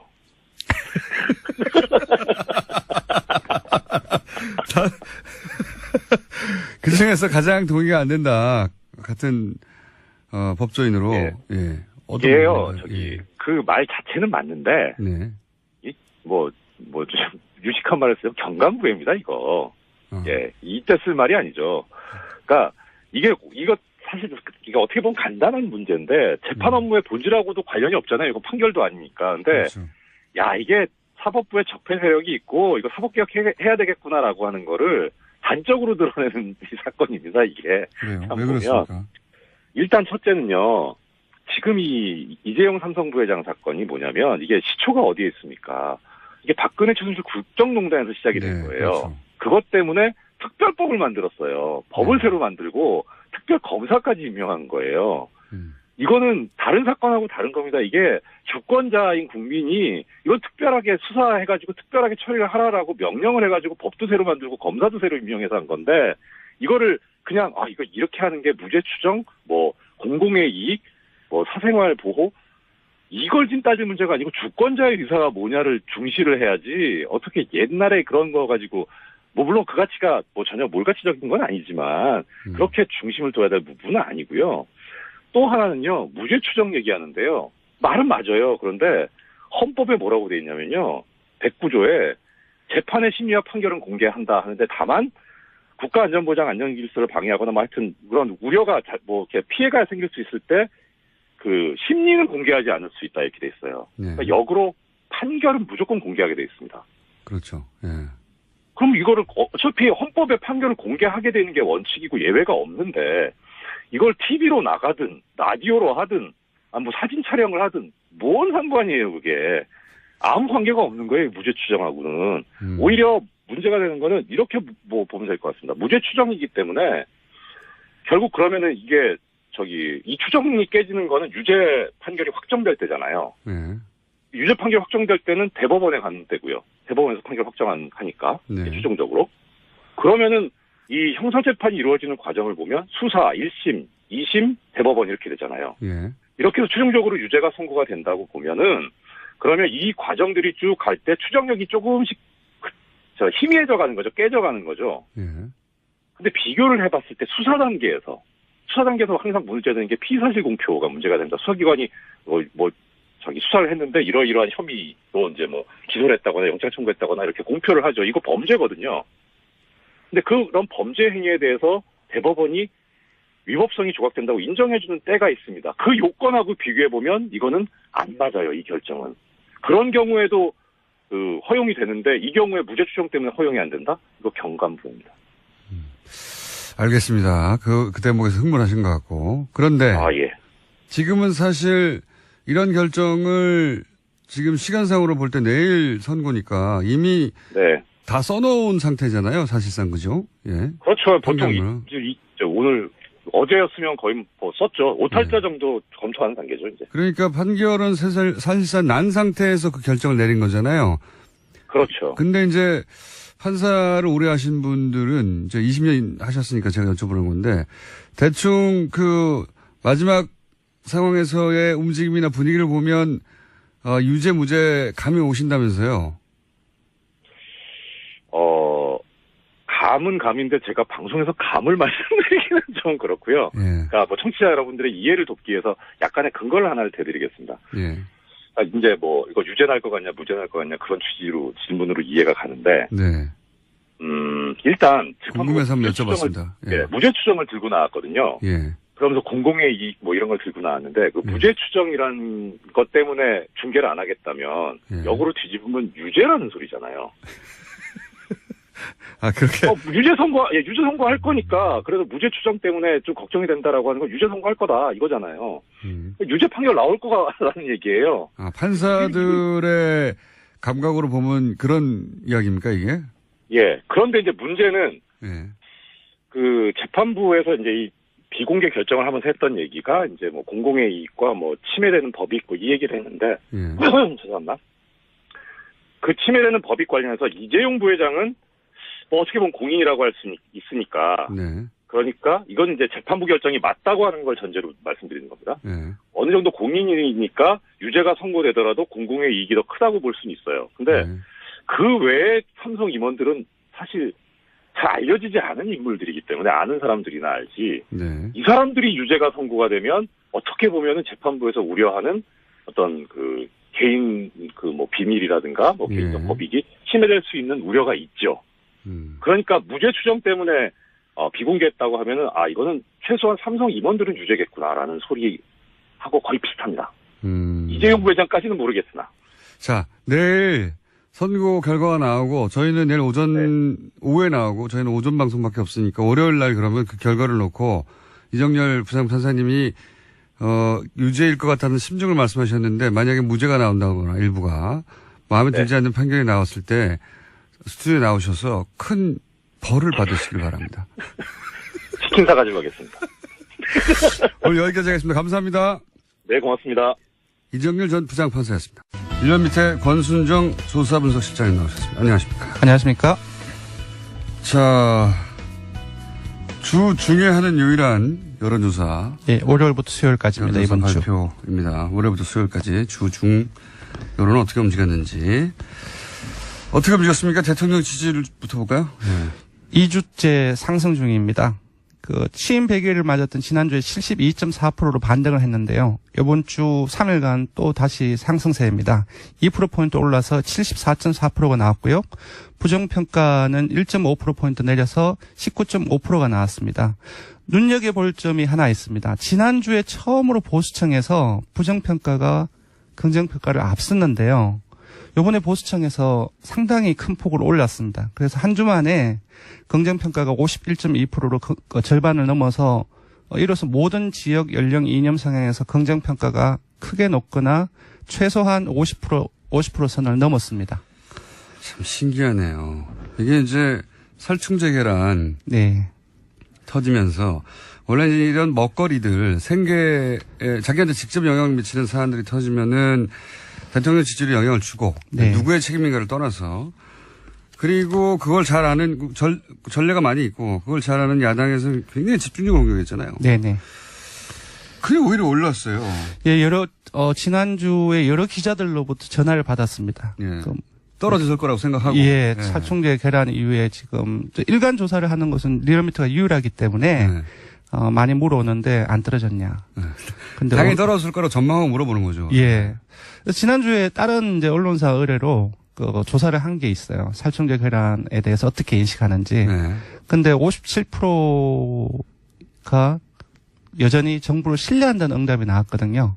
그래서 보면은 그 지금 대부분의 이제 국민들이 이전 정부의 책임론으로 인식을 하고 있고. 그게 맞는 것 같아요. 그러니까 과거에는 사안이 터지면 그게 네. 서로 이전 정부의 어떤 이전 정부의 잘못으로 쌓여진 문제라 하더라도 그렇죠.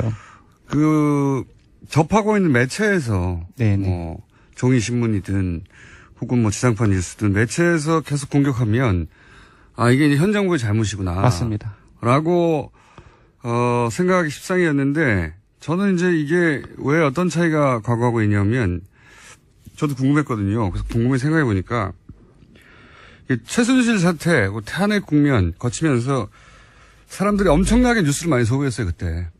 생각해 보면 주부들이 드라마를 안 보고 뉴스를 본다고 했었으니까요. 실제로. 지금도 그렇습니다. 네.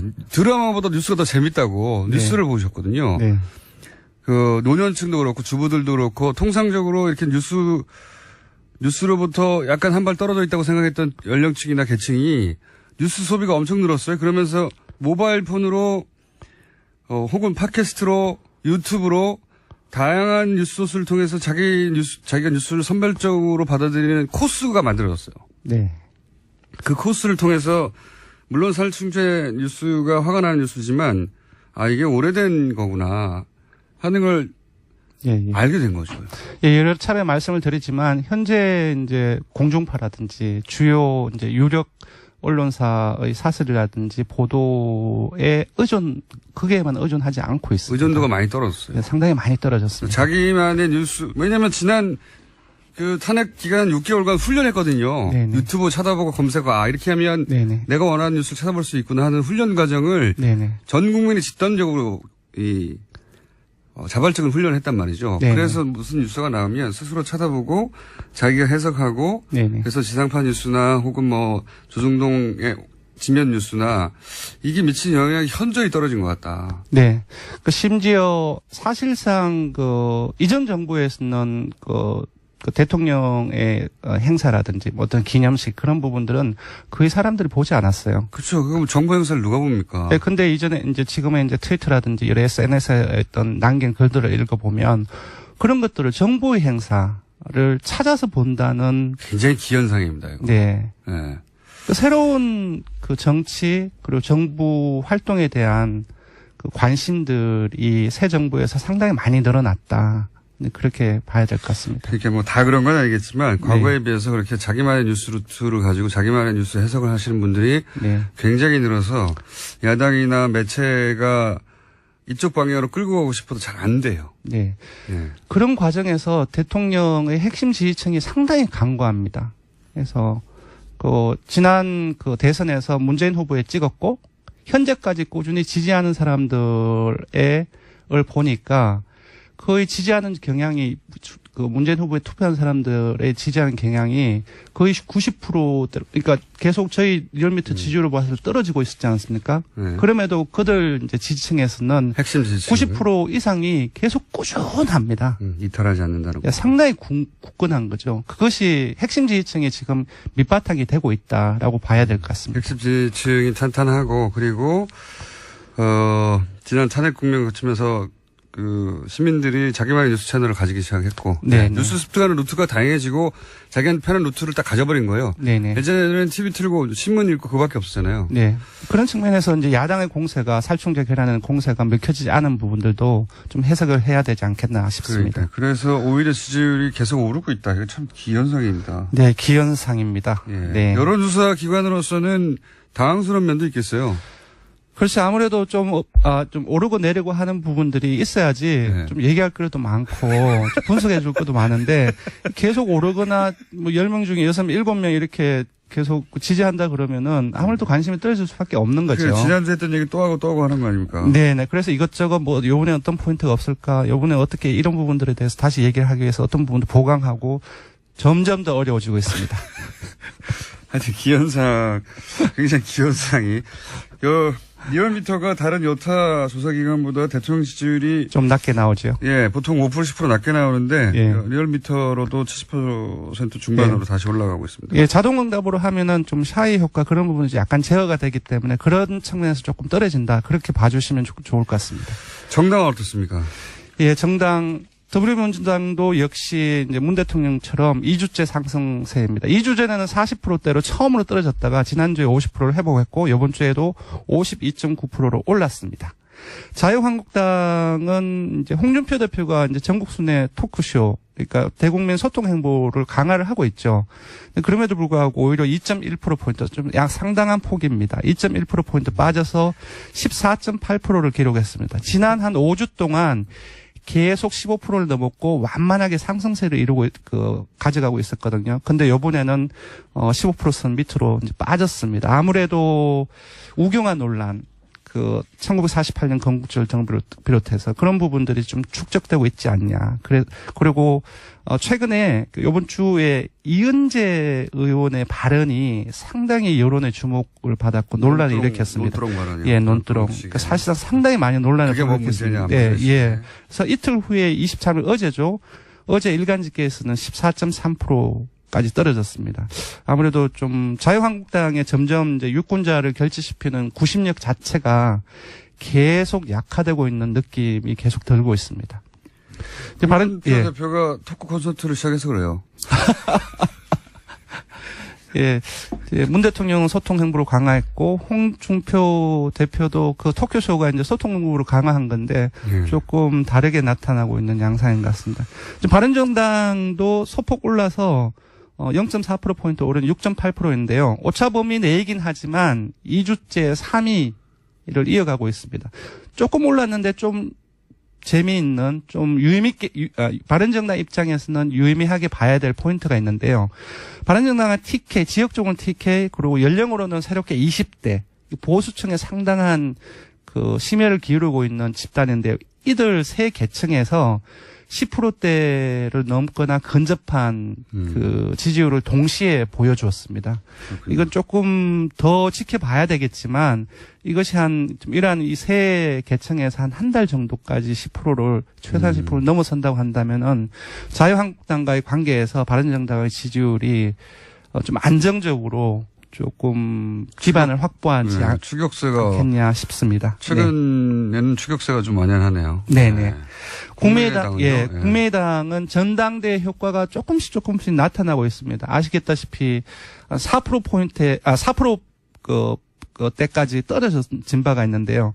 지난주 이틀 전 화요일에 당대표 선출 온라인 투표가 처음으로 시작이 됐죠. 그렇죠. 그리고 월요일에는 방송 3사 동시에 TV 토론도 있었습니다. 네. 이런 과정 속에서 여러 언론 보도가 상당히 많이 증가를 했고 아무래도 전당대회 효과라고 봐야 될 것 같습니다. 0.8%포인트 오른 6.3%입니다. 예. 그리고 정의당은 지난주에 민주당이 강세를 보이면서 민주당으로 많은 지지층이 다수가 이탈을 했거든요. 그래서 4.5%까지 떨어졌는데 이번 주에는 이제 반등세입니다. 1%포인트 올라가지고 5.5%를 기록했습니다. 알겠습니다. 근데 그래 봐야 뭐 대부분 0점대라서.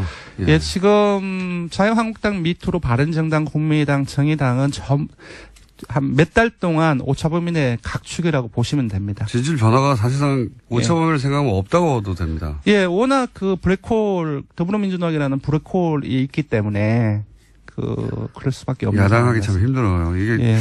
살충제라는 공격하기 참 좋은 사안이었는데 이게 이렇게까지 영향이 없을 줄은 여론조사 결과 다른 조사 결과도 마찬가지더라고요. 예. 네네.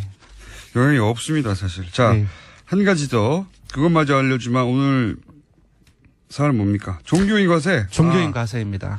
김진표 의원이 한 발 물러서긴 했지만 또 어제 세무조사는 안 됩니다. 예, 예. 뭐 탈세 혐의가 있을 때 종교시설, 교회라든지 사찰 이쪽에 가가지고 세무조사는 안 된다라는 그 의미가 없죠. 예, 세무조사를 그 못하면 신고하는 대로 받으라는 거잖아요. 예, 사실상 종교인 가사를 반대하는 발언이라고 볼 수 있는데요. 알아서 낼 테니까 그냥 네네. 믿어라 이런 네네. 얘기죠. 예.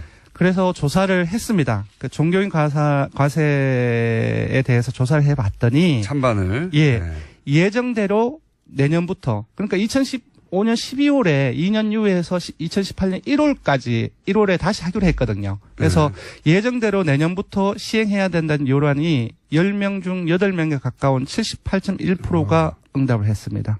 이거는 탄핵 찬성률하고 비슷합니다. 예, 압도적인 예. 수치고요. 이제 다른 이제 반면에 종교인 가세를 한 번 더 미뤄보자라고 하는 응답이 5.2%, 종교인한테 가세는 아예 안 된다.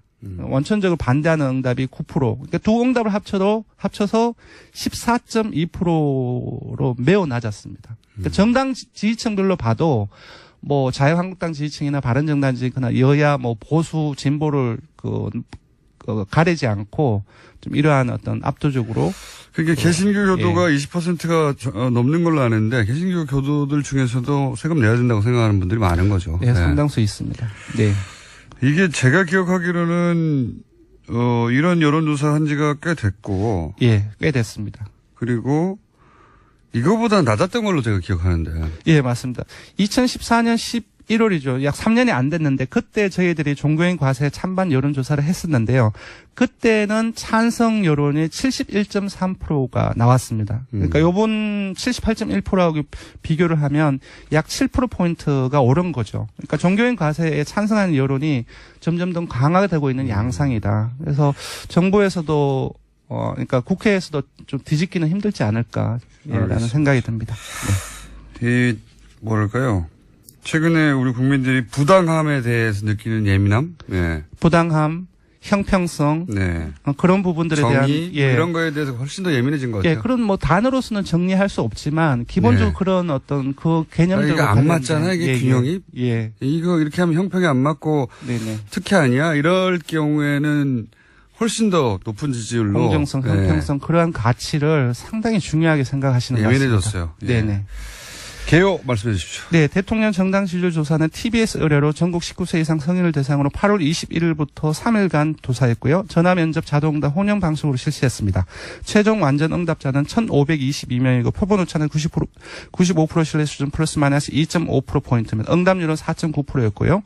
종교인 가세에 대한 국민 여론조사는 역시 TBS 의뢰로 실시했습니다. 전국 19세 이상 성인을 대상으로 어제 8월 23일 하루 동안 실시했습니다. 전화 면접 자동응답 혼용 방식으로 실시했고 최종 완전 응답자는 505명입니다. 표본 오차는 플러스 마이너스 4.4%포인트, 응답률은 5.5%였습니다. 리얼미터 권순정 조사분석 실장이었습니다. 감사합니다. 고맙습니다. 친절한 AS. 김성태 의원님, 뉴스공장의 수입원입니까? 문자를 안 쓸 수 없게 하시네요. 예, 오늘 문자 많이 왔습니다.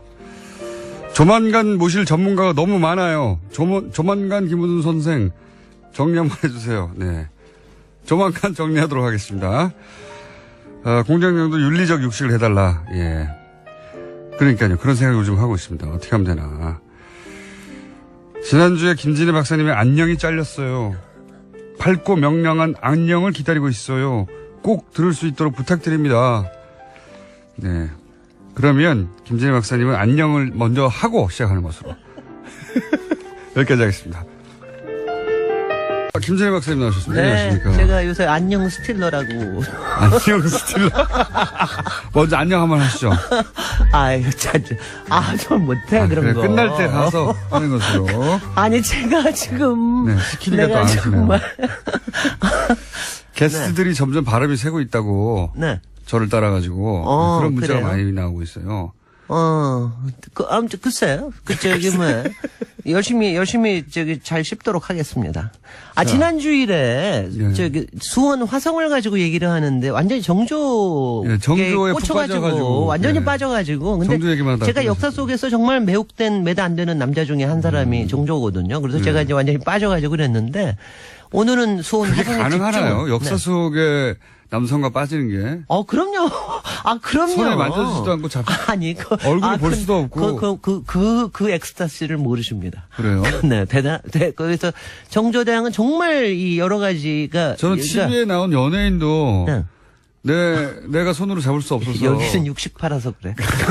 관심이 없는데 어떻게 수백 년 지난 인물에 대해서 그렇게 아니 근데 호감을 정말- 가질 수는 있지만 괜찮았구나. 아니, 하지만 근데 이렇게 워낙 미스터리한 데가 있는 사람이고 또 인간 승리이기도 하고 그리고 또 여러 가지 숙제를 남겨놓기도 하고 그러니까 인물적인 상상력을 굉장히 자극하는 분이 정조예요. 좋아할 수는 네. 있는데 네. 그렇게 살아있어서 내가 곧 만날 수 있는 사람처럼 좋아한다는 게. 꿈에서 만나면 되잖아. 꿈에서는, 네. 야. 그래서 꿈에서 만났습니다. 지난 밤엔 딴 사람이 나왔고요. 꿈도 원하는 사람이 딱딱 이렇게 나와주나요?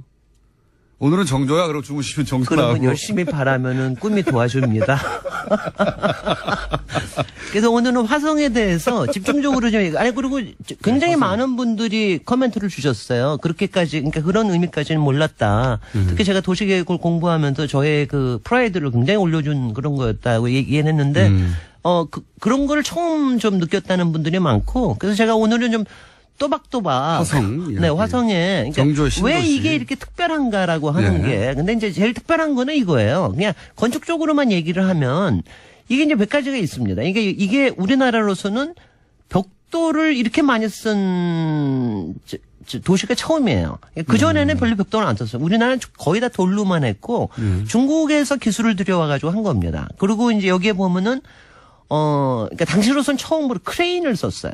요새 왜 이게 거중기라는 게 크레인이거든요. 정약용 선생의 거중기. 네, 이게 이제 중국에서 쓰고 한국의 다빈치. 유럽에서 쓰던 거를 정약용 선생이 완전히 새롭게 디자인을 한 거예요. 천재니까 천재. 그래서 중국의 한 4배의 힘을 발휘하는 크레인을 만들어서 쓴 거예요. 그러니까 3년 만에 정확히는 33개월 만에 지었습니다. 그러니까 그게 굉장히 상당한 겁니다. 그러니까 벽돌을 생산을 하고 그걸 가지고 굉장히 빠른 시일 내에 최첨단 공법으로 만든 거군요, 이게 그러니까. 그래서 이제 당시로서 이게 짓고 난 다음에는 굉장히 주변에가 그러니까 그 다음부터 기술들이 굉장히 많이 달라졌어요. 그래서 이때 기술이 그러니까 18세기의 그 이른바 실학파들, 그다음에 북학파들 이런 사람들이 쭉 그야말로 쟁여왔던 기술들이 한꺼번에 꽃이 핀 거죠. 그러니까 그래서 이제 이런 점에서 참 기가 막힌 거고. 기술의 결정체였다. 네. 그래서 여기에 보면은요. 그 전에 뭐 잘 모르시겠지만 되게 한옥들이 되게 비슷비슷하게 생겼잖아요. 근데 여기에 벽돌이 들어오면서 굉장히 이상한 평면들이 생기기 시작합니다. 그리고 이렇게 건축 양식을 바꿔왔다. 동그란 형태도 생기기 시작하고 그 외에 봉돈 같은 거 보면은 막 이렇게 막 무슨 주전자 같은 것들이 막 있기도 하고 하여튼 굉장히 신기한 것들이 생기기 시작해요. 일종의 한국의 르네상스입니까 이때가? 그러니까 말하자면은 르네상스고 이게 조선으로 보면은 후대 르네상스죠. 이제 조선의 첫 르네상스는 세종이었고 이제 후대 르네상스가 영종조 시대인데 이제 후대 르네상스의 특히 건축적으로는 이 화성이라는 거하고요. 제가 나중에 언제 한번 기회가 되면 규장각을 가지고 한번 얘기를 할 텐데요. 이 규장각도 굉장히 이거 건축적으로 굉장히 놀라운 거거든요. 그래서 그렇고요. 그다음에 도시적으로 이게 말하자면 제가 지난번에 이게 정조의 효심에서만 비롯된 게 아니라 그야말로 왕권, 그다음에 새로운 중상주의 이런 것들을 위해서 만든 도시다. 그래서 만약 더 오래 사셨으면 그런 게 다 해결이 됐을 거다라고 얘기를 했는데 계획 신도시였다. 이거를 계획하기 위해서 여러 가지 한 것들이 굉장히 많습니다. 지금 이제 수원이라고 하는 데가 지금 이제 굉장히 여기 보면 저수지나 이런 게 많잖아요. 이게 뭐냐면 평야입니다. 근데 이걸 갖다가 왕실의 둔전으로 만들어요. 그래서 그러면서 그때 저수지 개발이나 수원천 개발이나 이런 걸 엄청나게, 수리시설 개발을 엄청나게 합니다. 그게 이쪽에 농업 생산의 새로운 이제 전초 기지가 되는 거예요. 그러니까 이게 대단한 거고요. 그 다음에 제가 지난번에 얘기했던 대로 여기에 팔달산 밑에 팔도 상인들한테 말하자면 새로운 특권을 줘가지고 상업을 이제 새로운 상업지구를 만들면서 이제 서울에서부터 한양에서부터 그걸 뺏어 왕권도 강하고 상업 특구도 만들고 그 다음에는 이제 군대도 만들죠. 군대도 여기에 만들고. 이제 그 보면은 이 성이 특이한 게요. 읍성이면서 엄청나게 방어가 강화가 돼 있어요. 그리고 여기서 보시면은 그야말로 여기 서장대 같은 데 보면은 왜 맨날 왜 정조가 뭐 활 쏘고 총 쏘고 막 이런 거 많이 하잖아요. 맨날 여기서 퍼레이드 하고 막 그래요. 여기서 막 키우고. 그래서 잘 진행됐으면 오래 살았으면 일로 수도를 진짜로 옮기려고 했던 저는 건가요? 그랬을 거라고 봅니다. 그게 이제 여기에서 특이한 점이 이제 다시 맨 처음으로 가서 이제 이게 이제 개념적으로 굉장히 중요한 게 이게 계획에 한 10년 하고 계획과 설계 한 10년 하고 그다음에 실제로 지금까지 3년인데 제가 보기에는 10년도 더 된 것 같아요. 굉장히 유럽적인데요. 그러니까 오랫동안 그 기획한 전에 다음에 순식간에. 아니 근데 이게 놀라운 게요. 예. 세종대왕도 그러셨잖아. 계획과 설계를 갖다 그렇게 오랫동안 하고 예. 한글 창제를 하셨잖아. 지금은 정만으로 하죠. 계획은 짧게 하고. 그러니까 이게 그러니까 이게 정조하고 세종을 배우는 게 그렇게 기가 막힌 거예요. 거기다가 기록을 다 남겨줬어요. 그러니까 우리가 보십시오. 한글도 한글 해례를 훈민정음 해례라는 걸 만들었기 때문에 창조 과정을 다 할 수가 있잖아요. 네. 근데 여기서도 마찬가지로 화성성역 의궤라는 기록을 남겨서 모든 거를 다 기록으로 남깁니다. 그 다음에는 중요한 게 여기가 다 실명제였어요. 아까 얘기하신 정약용, 뭐 당시의 영의적인 최재공 이런 뿐만 아니라 제가 지난번에 하고 났더니 방송 그날 만난 여자 한 사람이 이래. 우리 할아버지가 수원 화성 지을 때 거기서 일하셨어요. 일꾼으로? 저 일꾼으로. 그래서 제가 그래서 어느 정도 높아져요. 조금 높은 기술자였어요. 그러니까 그런 거를 다 기록으로 남깁니다. 그 다음에 알 수 있었구나 그래서. 그리고 품들이 몇 품이 들어갔고 품삯은 그러니까 이게 처음으로 근대적인 공정인데 우리 조상은 백성을 그대로 갖다가 쓴 게 아니라 품삯을 다 줬어요. 저희 집안에 거기 고기를 공부했을 것 같아요. 거기에 뭐라고 그러죠? 뭐라고 그러나 갑자기 생각이 안 나네. 백정이죠, 백정. 무슨 식당 있잖아요. 왜 그런 거 해줄지도 몰라. 그래서 갑자기 저도 생각 안 나네요. 그래서 화성성역 의궤라는 게 그대로 남아있기 때문에. 한밭집. 예. 품밭집이 아니라. 한밭집. 그래서. 한밭집에 고기를 납품하지 않았을까. 그랬을 것 같아. 왜냐하면 근데 그때 화성성역 의궤가 기가 막힐 뿐만이 아니라 그때 화성능행을 하십니다. 정조대왕께서. 능행이 뭡니까? 능행이 이제 그쪽에 이제 사도세자의 아버님의 묘를 모셨잖아요. 그쪽으로 옮겨서. 그리고 거기에다 행궁을 짓고 어머님과 아버님의 이제 환갑 때 이제 그때 가서 능으로 가는 게 능행입니다. 능으로 그냥 갔다고요? 그래서 그때 가는 게 능행도가 있어요. 그때 그림이 병풍 8폭짜리. 그러니까 부모의 능으로 가는 것을 별도로 능행이라고 불렀군요. 네. 근데 그거를 이제 왕이 가시니까 능행이라고 그러는 거죠. 근데 그걸 갔군요, 그냥. 예. 그걸 보면 거기에 보면은 정말 고기 굽는 장면까지 나온다니까. 애들이 막 뛰어나와서 보는 거. 그러니까 지금 그런 것까지 기록을 다 남겨놓으셨어. 화성 자체의 건축학적 의미도 깊지만 그 모든 것을 상상해 볼 수 있는 기록들이 남아 있어서 이게 르네상스 아니고 뭡니까? 그래서 박사님이 더욱 더 여기 꽂히시는구나. 네. 그러니까 구체적으로 상상해 볼 수 있으니까. 네, 그러니까 바로 이게 그래서 그때 시간만 몇 년만 더 있었으면 얼마나 달라졌을까 이런 생각이 들고요. 여기까지만 하고요. 제가 지금으로 얘기를 하겠습니다. 지금 얘기에 수원에 40초 남았습니다. 40초 남았지만 한 안녕하셔야 가지가 되니까. 중요한 게 수원의 이름이 왜 수원은 수원이고 화성시 따로 있잖아요. 난 이게 항상 불만이에요. 왜 그렇습니까? 이것도 얘기하면 복잡한데 문제만 제기하겠습니다. 저는 수원의 화성이라는 이름을 다시 찾아주고 싶어요. 그래야지 수원이 우리한테 화성으로 다시 돌아가야 된다. 그리고 그게 화성에 있는 데니까. 그리고 이제 지금 수원은 지금 이제 100만. 지금 화성은 어떻게 해요? 그러니까 이제 그거를 그걸 열심히 고민을 해야죠. 그래서 이제 이런 부분들 이 일제 강점기하고 관련이 돼 있고 그렇거든요. 그래서 이제 그 이야기는 다음 주에 안녕하셔야 되니까요. 네. 이번 주는 여기까지 김진애 박사였습니다. 즐거웠습니다. 안녕. 어제 김어준입니다. 어제 한 세미나에서 한국개발연구원의 이주호 교수가 발표한 가정 배경과 학력의 상관관계 국제 비교 결과를 보면 가정의 사회 경제적 여건이 자녀 성적에 미치는 영향이 다른 나라에 비해 우리나라가 유난히 높다고 합니다. 우리 못지않게 학력을 중요시한다고 알려진 중국, 일본에 비해서도 높고 아예 귀족 학교가 따로 있는 국가들보다 더 높습니다. 지난 2000년에 비해 상관관계 수치가 2배가 높아졌고 특히 다른 나라가 최근 5년간 그 수치 변화가 거의 없는 반면 우리나라는 그 수치가 더욱 높아졌고 하위 20%의 성적은 더욱 떨어졌습니다. 한마디로 집안이 잘 살면 아이 성적도 높은 정도가 다른 나라에 비해 아주 심하고 그 심해지는 정도와 그 속도가 지속적으로 상승한다는 겁니다. 한번 흑수저는 영원히 흑수저인 국가가 되어간다는 소리죠. 우리나라 불평등 지수가 이 정도입니다. 세계 최고 수준이죠. 이런 사회에서 복지, 인권, 노조를 이야기하면 여전히 빨갱이 소리하는 분들이 있죠. 본인이 갑부 아니면 그런 소리들 제발 하지 마시길 바랍니다.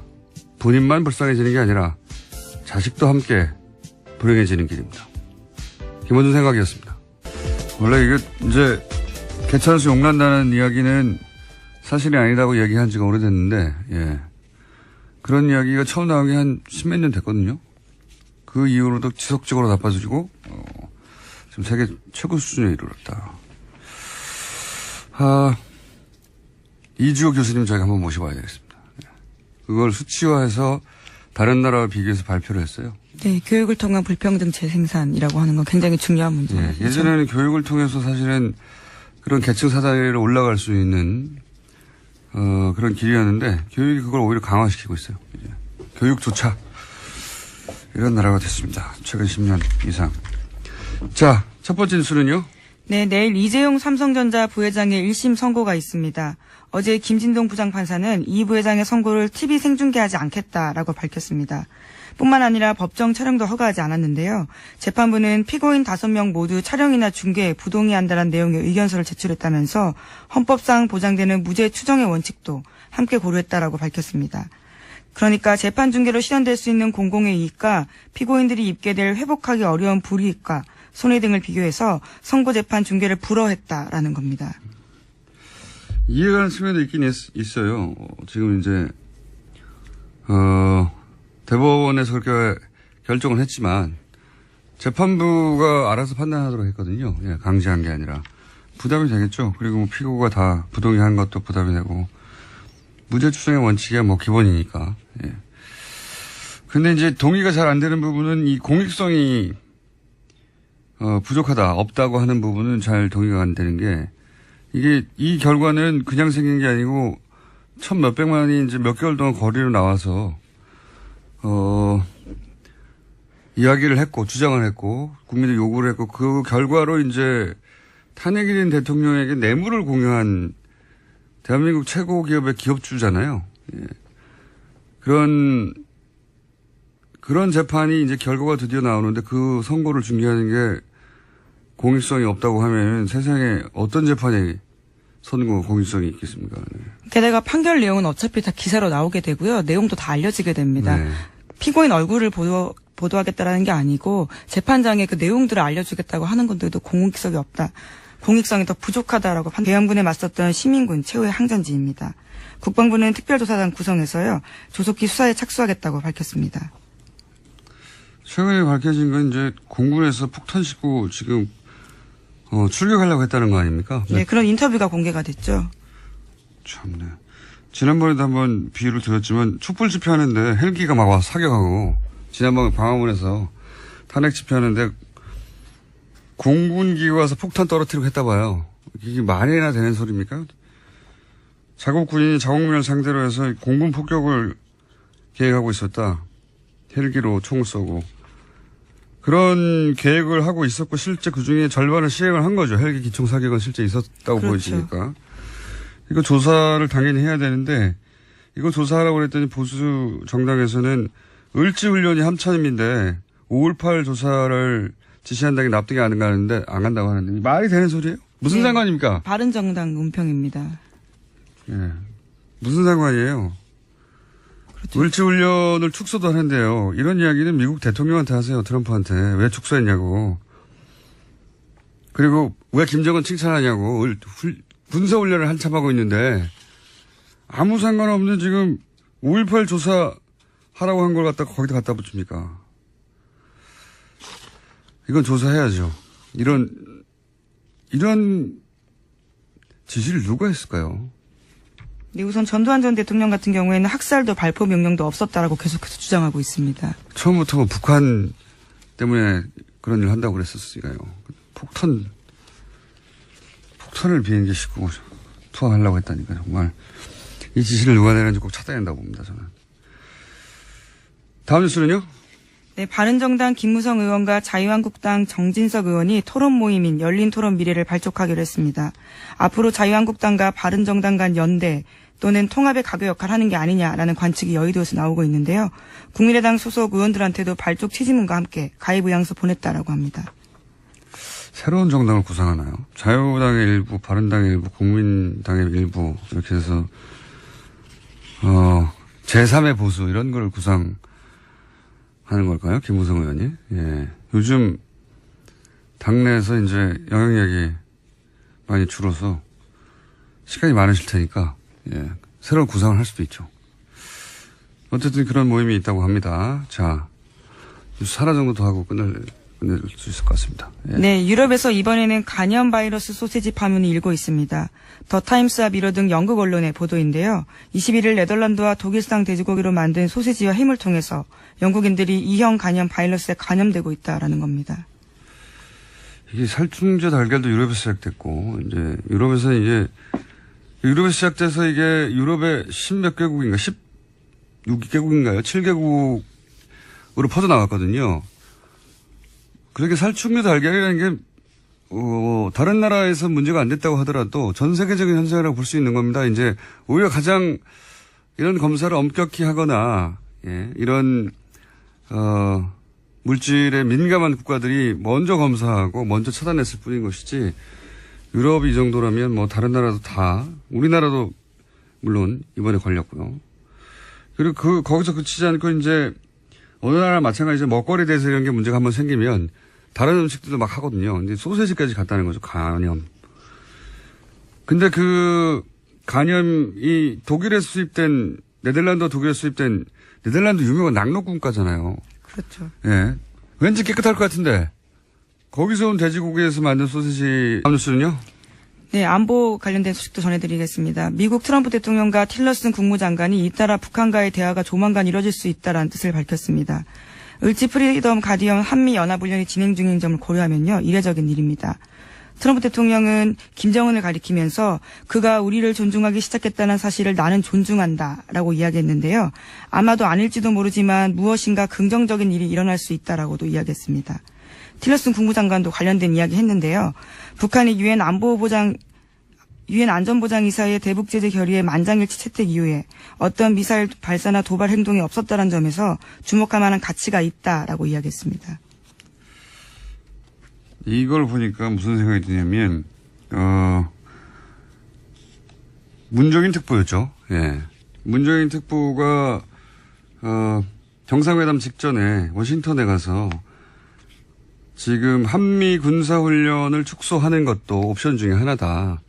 그런 얘기를 했다가 난리가 났어요, 그때. 그렇죠. 예. 북한이 도발만 중단한다면이라는 예. 전제를 걸면서요. 그런 이야기를 한 바 있습니다. 한미 군사훈련 축소가 그 옵션 중에 하나라는 얘기는 미국 내에서 오래전부터 나왔던 얘기거든요. 근데 이제 문정인 특보가 이 얘기를 하자 우리 보수 언론 혹은 보수 정당에서 난리가 났죠. 난리가 났는데 실제 이번 을지 프리덤 가디언 한미 연합 군사훈련이 축소됐어요. 축소된 채 한 3분의 1 줄어든 채 하고 있거든요.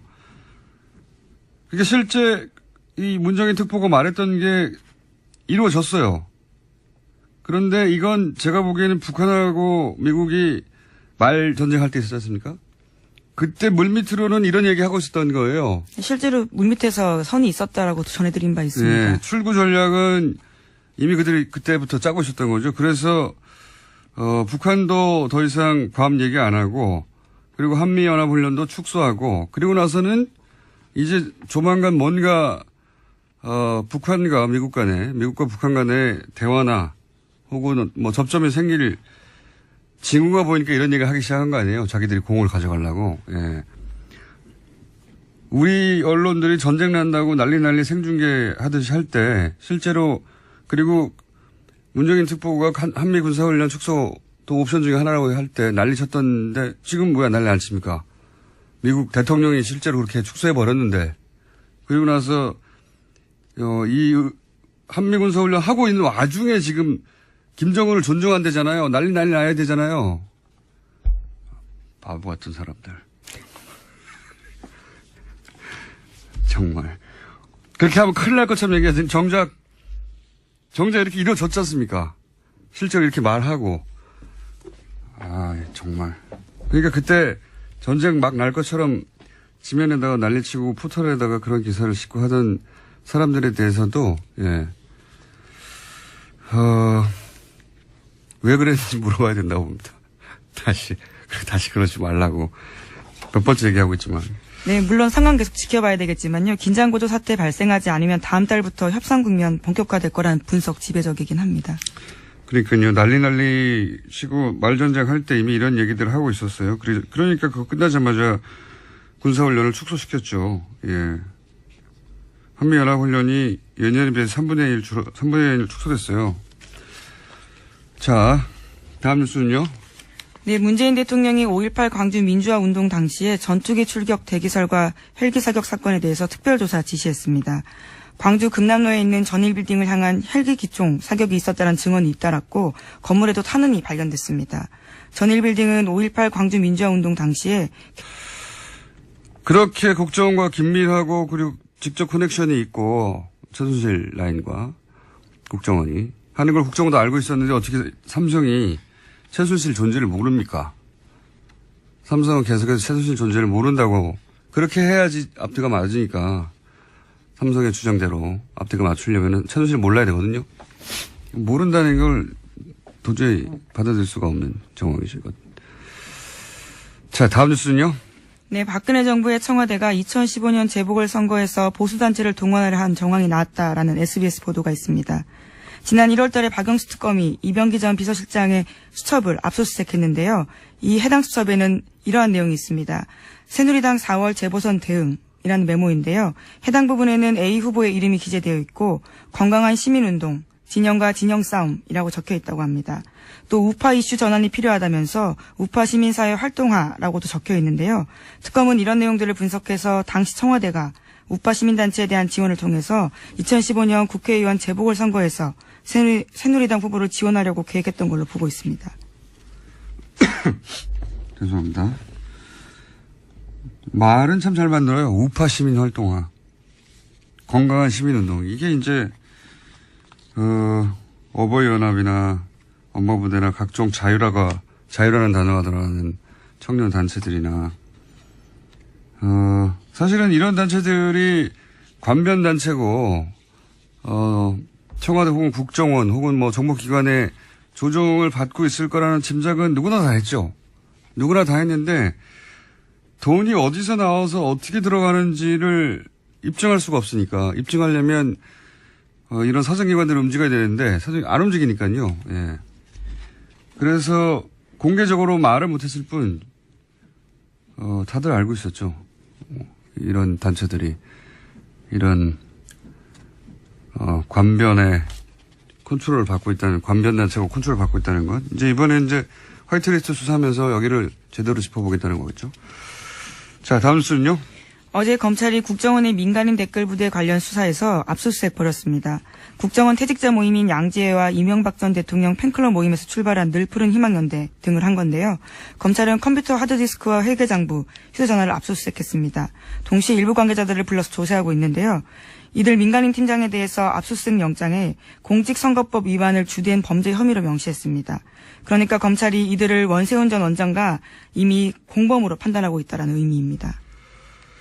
저도 이제 이 댓글 수사 관련해서 주요 관심사가 두 개로 압축된다고 개인적으로 생각해요. 하나는 그 위에 국정원 직원이 누구고 그 위에 지시자는 누구고 그 위에 간부는 누구며 그렇게 끝까지 거슬러 올라가면 임명박 전 대통령이 나오느냐 하나하고 두 번째는 이제 어떤 언론도 거론하고 있지 않은데 저 개인적으로는 그럼 지금은 완전히 활동이 멈췄냐 저는 그게 궁금합니다. 예. 정권이 바뀌었고 한데 그때 활동하던 이 조직이나 망 특히 국정원 내부가 아니라 외부에 있는 망들 혹은 뭐 국정원 내부에서도 아주 은밀히 있는 조직들 지금 아무것도 안 하나. 예. 왜냐하면 그렇게 유추되는 게시판 활동이 아직도 있거든요. 예, 우선 서훈 원장이 제일 오자마자요. 국내 정치 파트 일을 멈췄다라고 하고 있기 때문에요. 그 부분들은 공식적으로 없는 바인데요. 이건 뭐 그전에 공식적이었나요? 예. 저는 이제는 멈췄는가 하는 것도 수사 대상이 돼야 될 거라고 봅니다. 자, 다음. 판단하는 것들은요. 아쉬운 점이 있습니다. 아마도 저나 이 방송을 듣는 분들이나 우리 생에 이거보다 더 큰 재판이 있을 가능성은 그렇게 높지 않아요. 예. 삼성의 오너가 이런 재판을 대통령에게 뇌물을 공유했다고 구속된 채로 재판을 받고 그 재판 결과가 최초로 탄핵된 대통령에게 영향을 미치고 이 재판이 공익성이 없으면은 어떤 재판이 공익성이 있겠습니까? 네. 자, 이제 내일이죠? 네, 내일 오후 2시 반입니다. 저희는 월요일 날 다루게 되겠네요. 그렇죠. 네. 결과가 어떻든 아주, 대단한 반향이 있을 거라고 봅니다. 네. 자, 어쨌든, 이재용 선고 재판은 생중계를, 하지 않는 부장판사, 것으로. 예, 하지 않는 것으로, 예. 그냥 저희는, 어떤 사진도 못 찍겠으니까, 촬영도 안 되겠으니까, 예, 아예 텍스트만 보게 되겠네요. 네, 허용된 150명만 들어가서 이제 볼 수 있게 되는 거고요. 그 전달된 내용들을 알게 되는 거죠. 물론 뭐 기자들이 들어가서 지면 중계는 하겠죠. 어쨌든 보지는 못하게 됐습니다. 다음 뉴스는요. 네, 삼성그룹 미래전략실 장충기 전 차장 관련된 소식 계속 전해드리고 있는데요. 이번에도 관련 뉴스 JTBC에서 나왔습니다. 장 전 차장이 이현수 전 국정원 기조실장과 1년 동안 150차례나 연락을 주고받았다라는 건데요. 2015년 중반부터 지난해 11월 초까지입니다. 상당수는 업무 시간에 이뤄졌고요. 이 전 실장을 통해서 각종 정보가 장 전 차장에게 넘어갔을 가능성이 크다라는 겁니다. 그러니까 이게 이제 업무였어요, 업무. 예. 150여 차례면 1년에 주말 빼고는 이틀에 한 번씩 했다는 거잖아요. 그렇죠. 그리고 근무 시간에 통화했다는 거 아닙니까? 이거 업무였어요, 그러니까. 그들의. 예. 삼성이 정부 위에 있다는 이야기, 반농담처럼 많이 했는데, 예. 기정사실로 받아들여야 되지 않겠는가. 네, 실제 내용도 업무와 연관이 다 있습니다. 저희도 문자 내용을 보도한 적이 있는데요. 삼성 합병과 관련된 정보들을 이현수 전 실장이 장 전 차장한테 보내기도 하거든요. 그러니까요, 뭐, 감사원 인사라든가, 또는 뭐, 삼성 합병과 관련된 정보를 국가기관인 국정원이 사기업의 합병과 관련된 정보를 받고, 뭐, 이게 다 업무 시간에 이루어졌다는 거 아닙니까? 이틀에 한 번씩 통화를 통해서. 문자가 아니라 통화 횟수니까. 예, 통화 문자 모두 합쳐져 있는 겁니다. 문자가 아니라 통화를 했을 때는 무슨 정보가 왔는지 알 수가 없죠. 문자로 드러나는 게 이제 감사원 그 정도인 사무총장, 거죠. 사무총장이나 합병과 관련된 정보였는데, 그리고 추가로 이 정도로 장충기 사장급이죠. 네, 사장입니다. 네, 예. 사장급이죠. 미전실의 차장은 사장급입니다. 낮은 것 같지만. 사장, 그리고 미전실 있는 분들은 다 삼성전자 출신이에요. 그러니까, 지난번에 한번 얘기했지만, 삼성전자 출신들로 이루어진 미전실의 삼성전자의 부회장이 자기는 미전실에 근무하지 않았다. 미전실과 무관한 것처럼 얘기하는 건 말이 안 되는 거죠. 어쨌든, 이걸 통해 또 한 번 얘기할 수 있는 게 이거예요. 그 국정원의 이제 추국정 얘기도 저희가 며칠 전에 했지 않습니까? 그 3인방 인맥이고, 최순실 라인이고, 그리고 국정원 자체 조사라도 국정원의 그 개통을 거치지 않고 추국장이 직접 청와대에 직거래했다라는 청와대에 거죠. 직거래했다는 얘기를 국정원도 알고 있었다고 국정원이 인정한 바가 있는데 아니죠. 김명기 당시 국정원장이었던 양반이 인정을 했죠. 그런데 네, 이병기 실장, 전 죄송합니다. 이병기. 원장입니다. 예. 나중에 대통령 비서실장을 한. 네.